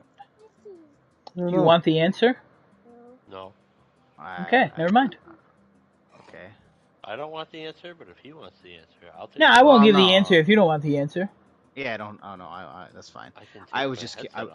I was. No, I mean like it's something where if you saw the trailer and you played the game, you can figure it out pretty easily. I don't remember a lot from the game. That's why, hey man, we'll find out on Friday. You know. Yeah, we'll find out. Better to be surprised. He's clearly hunted for some reason other than just killing her brother. I don't know if he killed her brother. Or something to do with her brother, whatever he did. He killed killed her brother, or whatever he did. He's clearly hunted for more than one reason. It looks like he's... No, it's just that reason, it seems. Why else would everybody... Oh, because she's spreading propaganda of him. No, because Kathleen's in charge, and that's what she's telling everybody to do. Yeah, she's the leader. So yeah, she's spreading propaganda. Oh, sure. If you want to call it that, I guess. I guess that's what. Is that not what it is? That's just what she's telling everyone to do. I don't know if it's propaganda or just giving orders, but I mean, I don't know, man. It's not really giving orders. It's definitely like she gave orders to hunt him down. Yeah, but do you think she would give orders to repair that windshield on the truck? Oh my god. Find and kill every collaborator. What's with her accent, too? She's Australian in real life. Is that what it is? Robot. Or from New Zealand. Also, sometimes when Ellie speaks, she does that British cheek chewing, I call it. When British actors, like, laugh and speak at the same time, they chew their cheeks. And they go, and they kind of talk like that for a second. So when Ellie was, like, laughing at some point, And like in the beginning, when she started doing the pun book, she started doing the chew in the cheeks, and I was like, oh my god, she's so British. That's just something funny I noticed. Is she related to Gordon Ramsay? Yeah. I don't think all British people are related. Well, she just has the last name the same. I was just curious. Oh, finally, some good thoughts about the windshield. Thank you. Oh my god. I love that scene with Kathleen when she was talking to the doctor, and he's like, "They held a gun to my head," and she pulled out a gun. And she's like, "Have I satisfied all the necessary requirements?" He was like, I birthed, like, no, I'm your I fucking delivered doctor. you. Yeah. Yeah, I delivered you, and she's like, Also, weird ADR line when she walks over to Brian, who's dead, and then that other guy who's dying, and then she asks the guy, like, can he be saved? And the guy's like, no. And then she's like, what if we had a doctor? And then it points the camera at her right-hand man, and then you hear a weird line of, not even if we had a doctor. And it's clearly not the same man speaking. And it's so fucking weird. And I noticed that my first time watching the episode, and on the second time I waited for it, and I was like, yeah, this was just as weird. I like. And how then she she got walks pissed. over and just shoots him right in the face, I think. Yeah, she just gets pissed and goes back and shoots the doctor. I was like, well, that's a way to take out your anger. That's good. She doesn't need him, right? Yeah, Even I if mean, you can't save I him, feel what's like the you'll point need of- a doctor eventually, but at that point, yeah, sure, kill the Who doctor. needs a doctor? Who needs a doctor when you got windshields like on the Chevy S10? You don't need doctors anymore. Just equip everybody with the windshield. Hey, man, and you only everything had will be one fine. Chevy S10, you know what I mean? I'm sure they could find more Chevy S10s. She needs Go Safe to a Flight. Chevy dealership. That's what she needs. Safe Flight repair, Safe Flight replace. That's the one. Remember when SNL did a spoof of that, and then the Safe Flight person was a stalker, and then Safe Flight was like, please don't do this, take this down, and SNL was like, no, so then they sued, so then they took it down. Remember that? I do not remember that, but that sounds amazing. It was pretty great. It was pretty funny. You find the clip on, like, Daily Motion, probably. Daily Motion is still a thing? That's not dead yet? No, it's usually uploading Lord. things that you can't upload to YouTube. It's usually Like motioning. Piracy. Daily? Yeah. Oh. No, it's real weird. It's weekly now. Oh, shit. Mhm. Weekly Weekly motion. You can only watch videos once a week, but as long as you continue playing them, it's okay. You can keep going. Is it like the windshield shielding you from the wind? It can be easily shattered by rocks or bullets. Oh, I didn't know that they were. From what I understand, they don't get easily shattered by rocks and bullets. Yeah, that might be modern cars, but this is earlier than 2003, so that probably is a factor.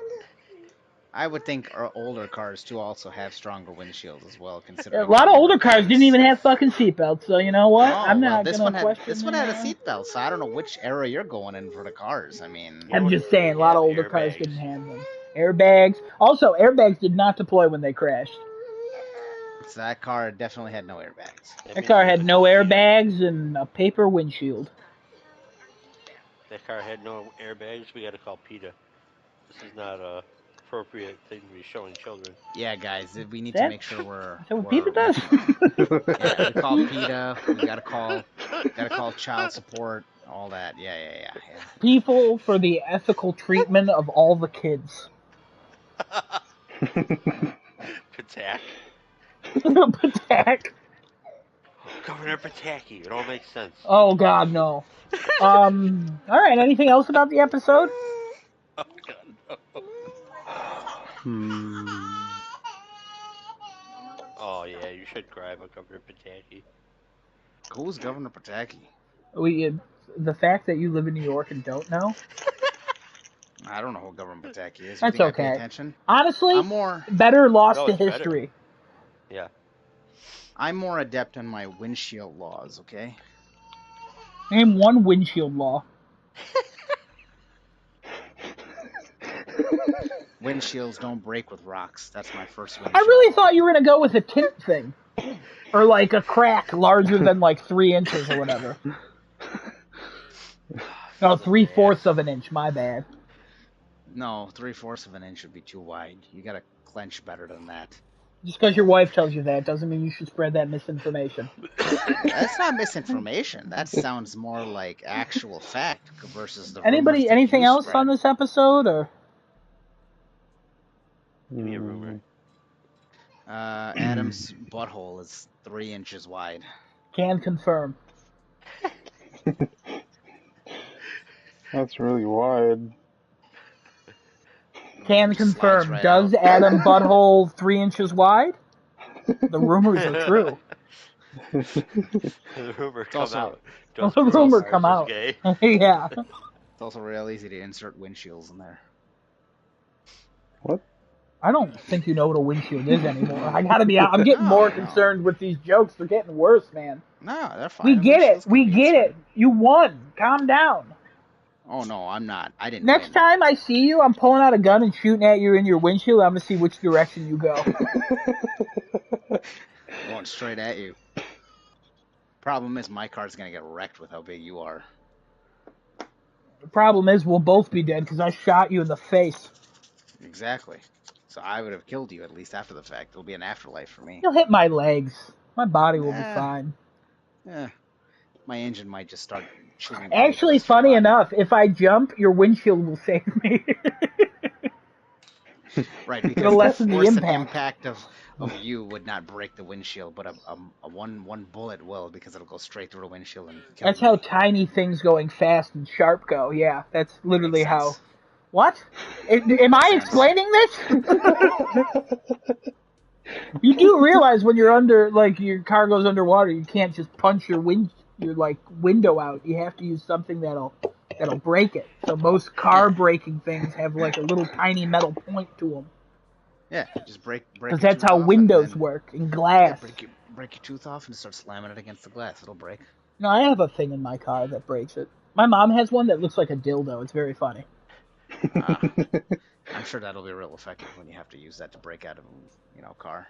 It's every time, for the longest time after she bought it, every time I got out of her car, I would put it on like the fucking dashboard.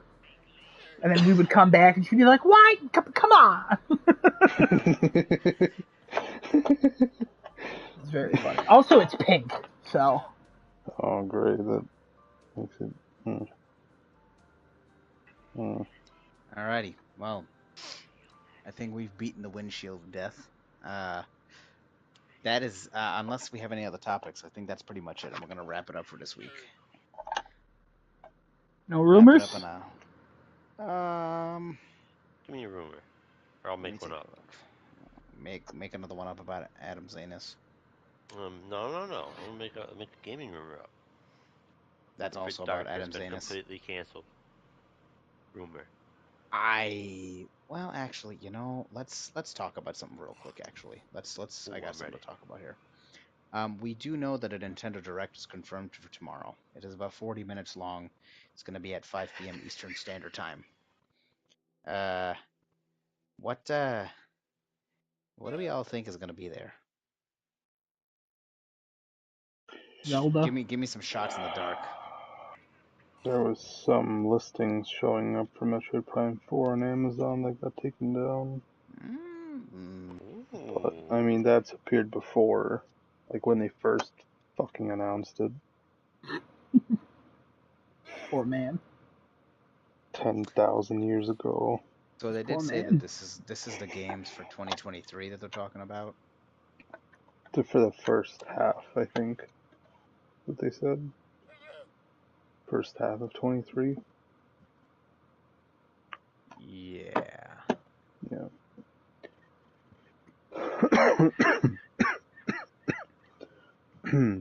I tried to put a pre-order in Best Buy for Metroid Prime 4, and it told me that we can't accept pre-orders for credit cards that expire within 15 days of a pre-order shipment date. I tried one that expires in October, and then one expires in 2025. And it wouldn't let me place the Huh. So... Fun fact.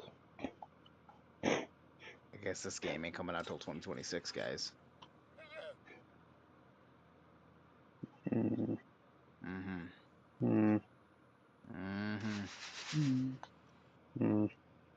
Zelda's going to be there tomorrow, 110%, with the rumored $70 price tag. That's probably going to come along with it. Yeah, they took those down and put back up $69.99. Mm-hmm. Unless you locked in your pre-order already, I think it stays the same. Also, I found the thing. I sent it in the chats.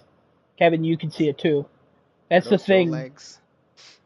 That's the windshield braking device, and it also has a seatbelt cutter. Are those your legs back there, but those Uggs on? No, that's my aunt or my mom or my sister. Why? About to say, Adam, Do you see where the seatbelt cutter is? It's towards the head. That's where that part is. And then that metal part is what you use to break the window. And I was like, why does it look like this? This was sold on TV. Yeah, that sounds right. Mm-hmm. You know, sometimes things have to be multifunctional. Kevin, I have fish gills? If you put that inside of you, something's getting cut by the seatbelt cutter. I'm just saying. It's absolutely awful. There was a tweet going around, or not a tweet, but something, I guess. Somebody from work was telling me about this. There's a video going around where this dude and his girlfriend went on a boat. And is this podcast got appropriate? A fish and shoved it up her vagina. I don't. Are you telling you heard a story about a video on the internet about a man shoving a fish up his girlfriend's vagina? Yes, because you mentioned the fish and the scales and going in somewhere. And you thought that would be appropriate to tell on this video game podcast we have? Sure, why not? Without bringing video evidence? I should have. I asked, and he's like, oh, I don't know where it was, and I was like, I guess maybe it's not real. Sir, don't tell me your porn history, all right? I don't know what's going on with you. Well, why would you? What? Why would that be my? First of all, that would hurt. I think. No, not your porn history. The person who told you porn history. Regardless. That's what I would have responded with, sir. I don't know what you're looking at, but I don't go to the same websites. I'm not on that net. I'm on the regular net. I'm not on whatever the hell you're on. I'm not using that DuckDuckGo, if you will. All right, what do we have thoughts about this Nintendo Direct besides me and Desonoto talking about Metroid Prime and Zelda? I think Zelda will be delayed. Only because other people are saying it might be delayed, and I think that would be funny. Let's see, Nintendo Direct. Pikmin 4, I'll say that. Yeah, I would say that too. Pikmin 4. It's been 30 years since they've talked about Pikmin. New Fire Emblem, maybe? Didn't they just put one out? I want another one. That doesn't matter. It's fair. They put a lot of them. I mean, Fire Emblem was a relatively easy game to just mass produce. It's a freaking strategy RPG.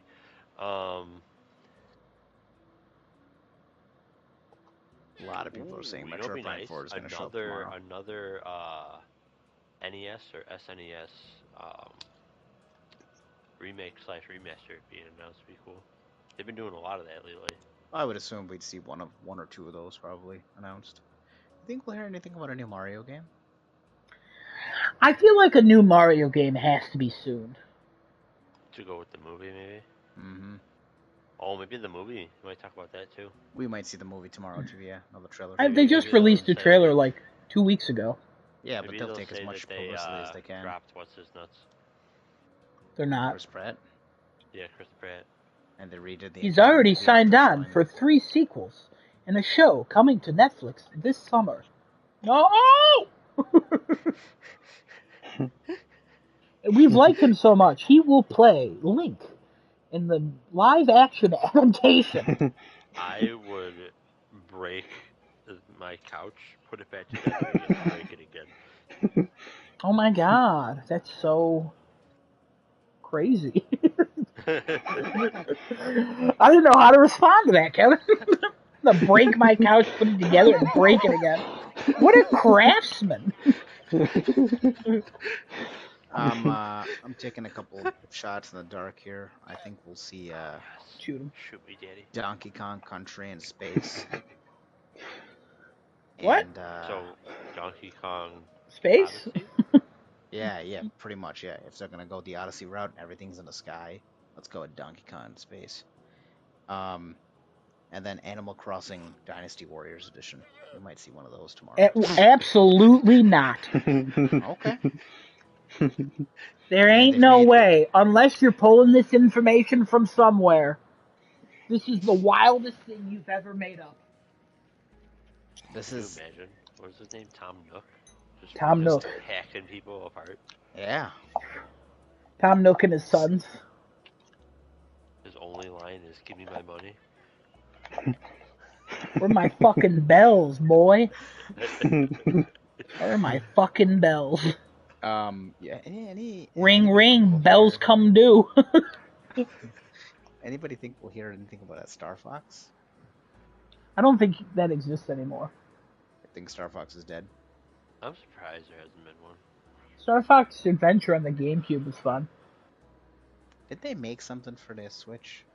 Or the Wii U? Didn't they like remake something and then they stopped, but then they released it and it was kind of shit and everybody was like, this is barely a remake? I think I remember something like that. It just sounds so Nintendo. I don't know if that was a fever dream I had. Would have been a fever dream you had. It might have been Wii U, honestly. I think it was Wii U. No, yeah, wait, hold on. Wasn't there something where like they re-released Star Fox 1 and 2? Yeah, apparently.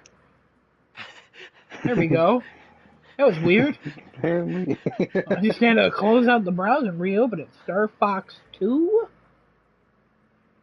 Rail shooter video game, official release 2017 on the Super NES Classic Edition? Hold on, wait, what? Yeah, Star Fox Zero is what I think I'm thinking of.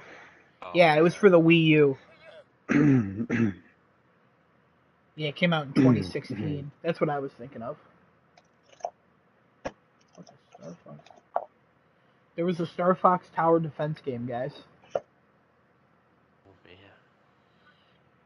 So if they made a Star Fox Tower Defense game, why wouldn't they make an Animal Crossing Dynasty Warriors game? I'm not answering that. They should make a Mario game that's also Trivial Pursuit. Oh wait, they already did that. It's called Luigi's Missing. Or was it Mario's Missing? You know what? I'll give a wild prediction. Bayonetta is coming to Fortnite. Yeah, that's plausible. Oh, that's an interesting one. That's almost only because they need to build up hype for that weird ass Bayonetta game that Destinoto and I were like, what the fuck is happening? Yeah. That's almost as plausible as Animal Crossing Dynasty Warriors. Why do you do this? Why do you latch on to something where I go, that's insane. And you go, let's piss him off. Yeah, that's why. Oh, okay, that makes sense. Yeah. Come on, That makes Adam. sense. Jeez, you're better than this. Every day, it's like my defenses are a windshield, and every day with one joke you break through them. Because windshields are weak, and your jokes are tiny. That's why they put them on cars that are going at 70 miles an hour on the highway, right? That makes Who a the lot of fuck sense. was going 70 miles an hour? Yeah, Joel was driving the horses. speed limit. It's a city. Come on now. I said the highway. I didn't say the city. windshield. That's right, he did say highway. I did say Yeah, highway. but who's driving 70 miles an hour? On the highway? No, nobody does that. I'm No, sorry. that's Yeah, too fast. Everybody does that. What the hell are you talking about? You ever I driven on the can't 90? believe we're having a conversation about how windshields work.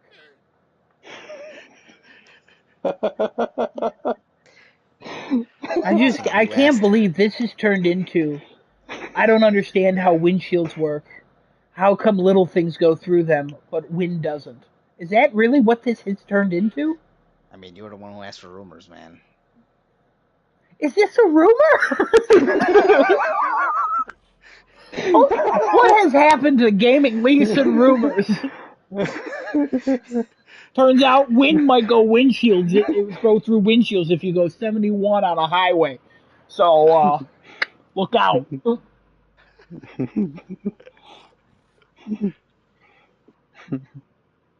Any other rumors? Apparently, The Last of Us is in the works, including a PlayStation 6 version of it. Last of Us 3, I believe that rumor is. You just said Last of Us. Did I not say the 3? I'm sorry, I read 3, but I didn't say hear it. 3. I don't know if you said it, but I didn't hear sorry. 3. Yeah, I probably read it, but I didn't say it. Yeah, Last of Us 3 being made for PS6. Can you believe that? We live in a world where windshields actually get pierced by wind. Crazy. PlayStation 6, man. That's insane. Can a PlayStation 6 go through a windshield? Of course. Why wouldn't it? It's small enough. You could be going 10 miles an hour and that thing will go straight through. Also, I don't believe that rumor. Oh, okay. The one of Last of Us 3 being in development for the PlayStation 6. Ah. It said both. It says and the PlayStation What is 6. happening right now? I don't believe that they would develop it for 2 systems. There's an octopus cleaning the shell. What's going on here? Kevin, honestly, usually I give those. I'll let you have that one.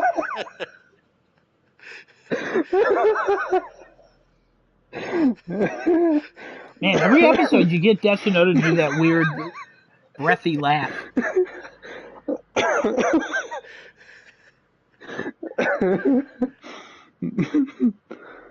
The reason why Xbox is not coming to E3 this year is because they have a reduced marketing budget, according to VGC. I did read that rumor of Microsoft scaling back on certain marketing events that they're trying to do.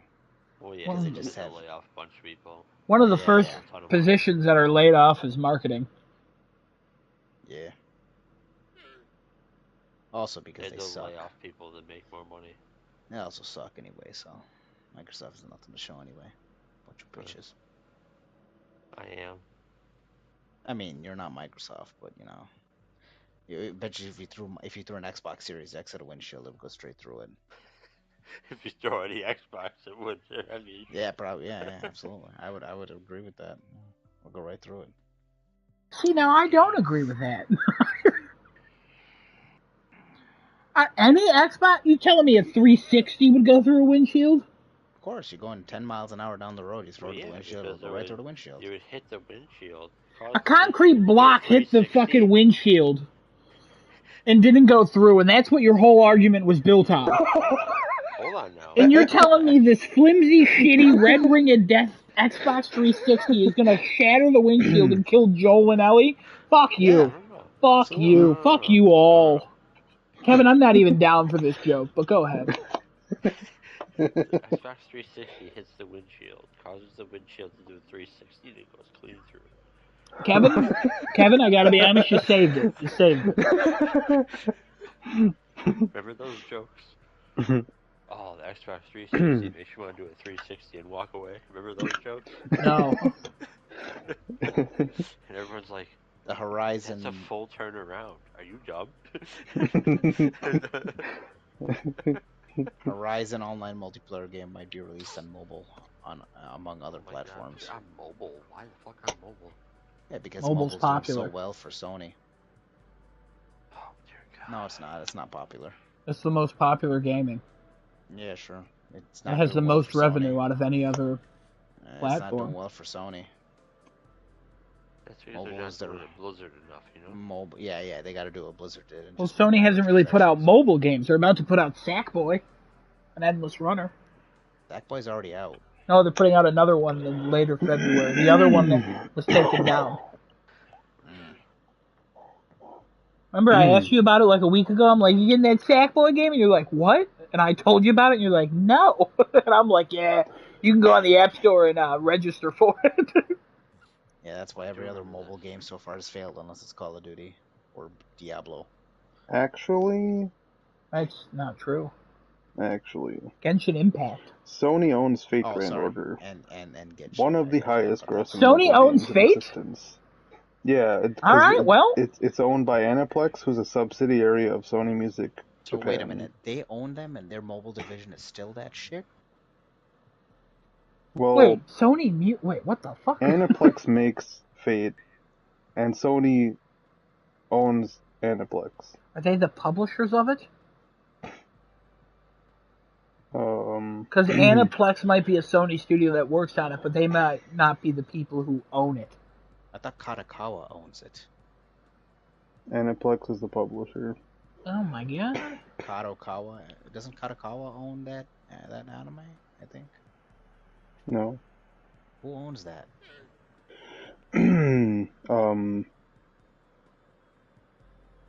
Well, hold on. I would find it hard to believe that their mobile division is such shit. If they do own that. Is their mobile division shit? Yeah, I posted the last earnings that they had, and their mobile division was the weakest division. I gotta be honest, I never look at the earnings mobile division part. Good. Yeah. No, mobile division. Please listen to the words. All the sentence. You know all of it. You know. This man, I swear to God. It's okay. It's all right. You look at everything and you're never wrong. That's just how this works, Adam. You know how this happens. I don't know what their mobile division is called. Mobile division.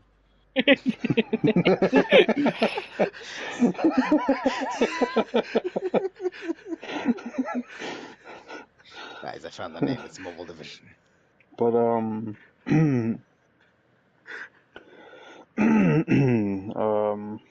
you okay? Did I kill you?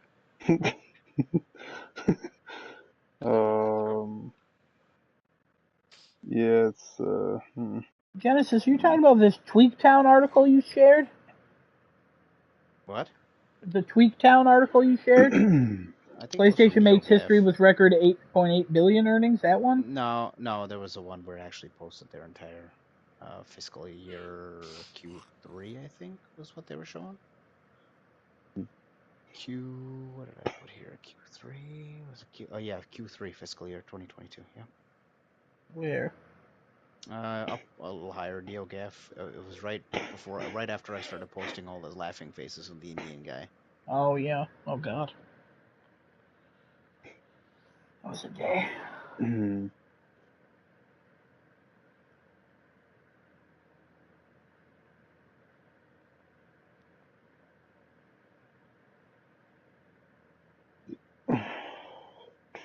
And then there's another follow-up link in there. I think that shows a more thorough breakdown of everything.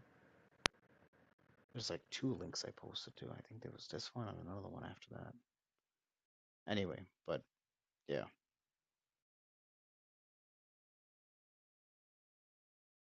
I just don't know why they're I mean, I get mobile makes a lot of money. I get it. Like, given Genshin Impact and all the other things, yes, it makes money for those particular things.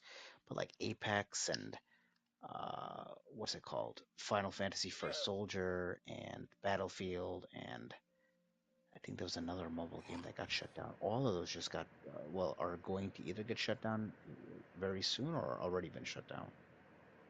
Crazy.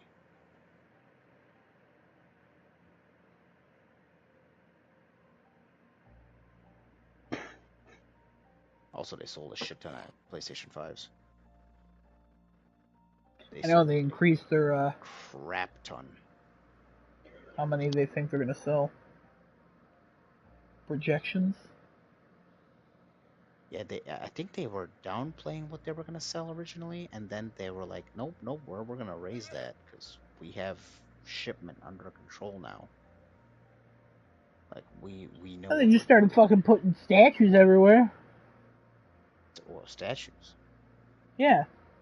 Oh, you mean of that live action thing they're doing? Yeah. Like with the God of War thing? Yeah. And the Horizon thing? Hey, yeah. Put that fucking the one machine on a mountain in Poland. Like that? Hey, I saw the what do you call it? The axe in the ground. That's cool. Oh, in London? Yeah. Yeah. That's cool.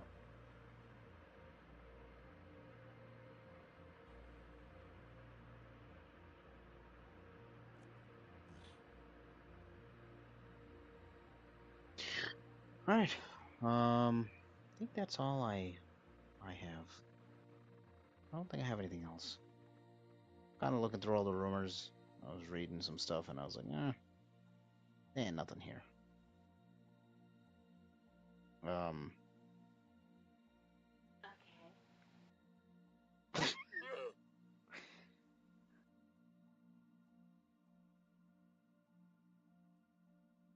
Yeah, but I don't know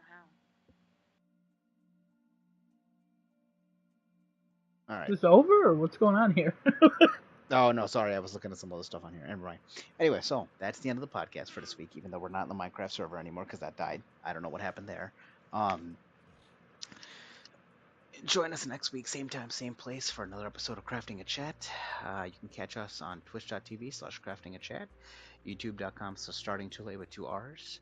As always, everybody, go get yourself some needles and start injecting stuff into your bloodstream. Yeah. And please catch us fast. We're still falling. Yeah, we're falling pretty quickly. Just hold your hands out and hopefully we land in your palm and maybe on your ass, maybe on top of a windshield. Who knows? There it is. In your bosom. We'll land Yeah. next week. Everybody, make Maybe sure give you us some subscribe to Safe Light Repair, Safe Light Replace. They fix windshields daily because all them small rocks will be breaking your windshields as you're going 10 miles an hour on the highway. And stay safe, everybody. We'll see you guys next week. Take care. Where should I put it?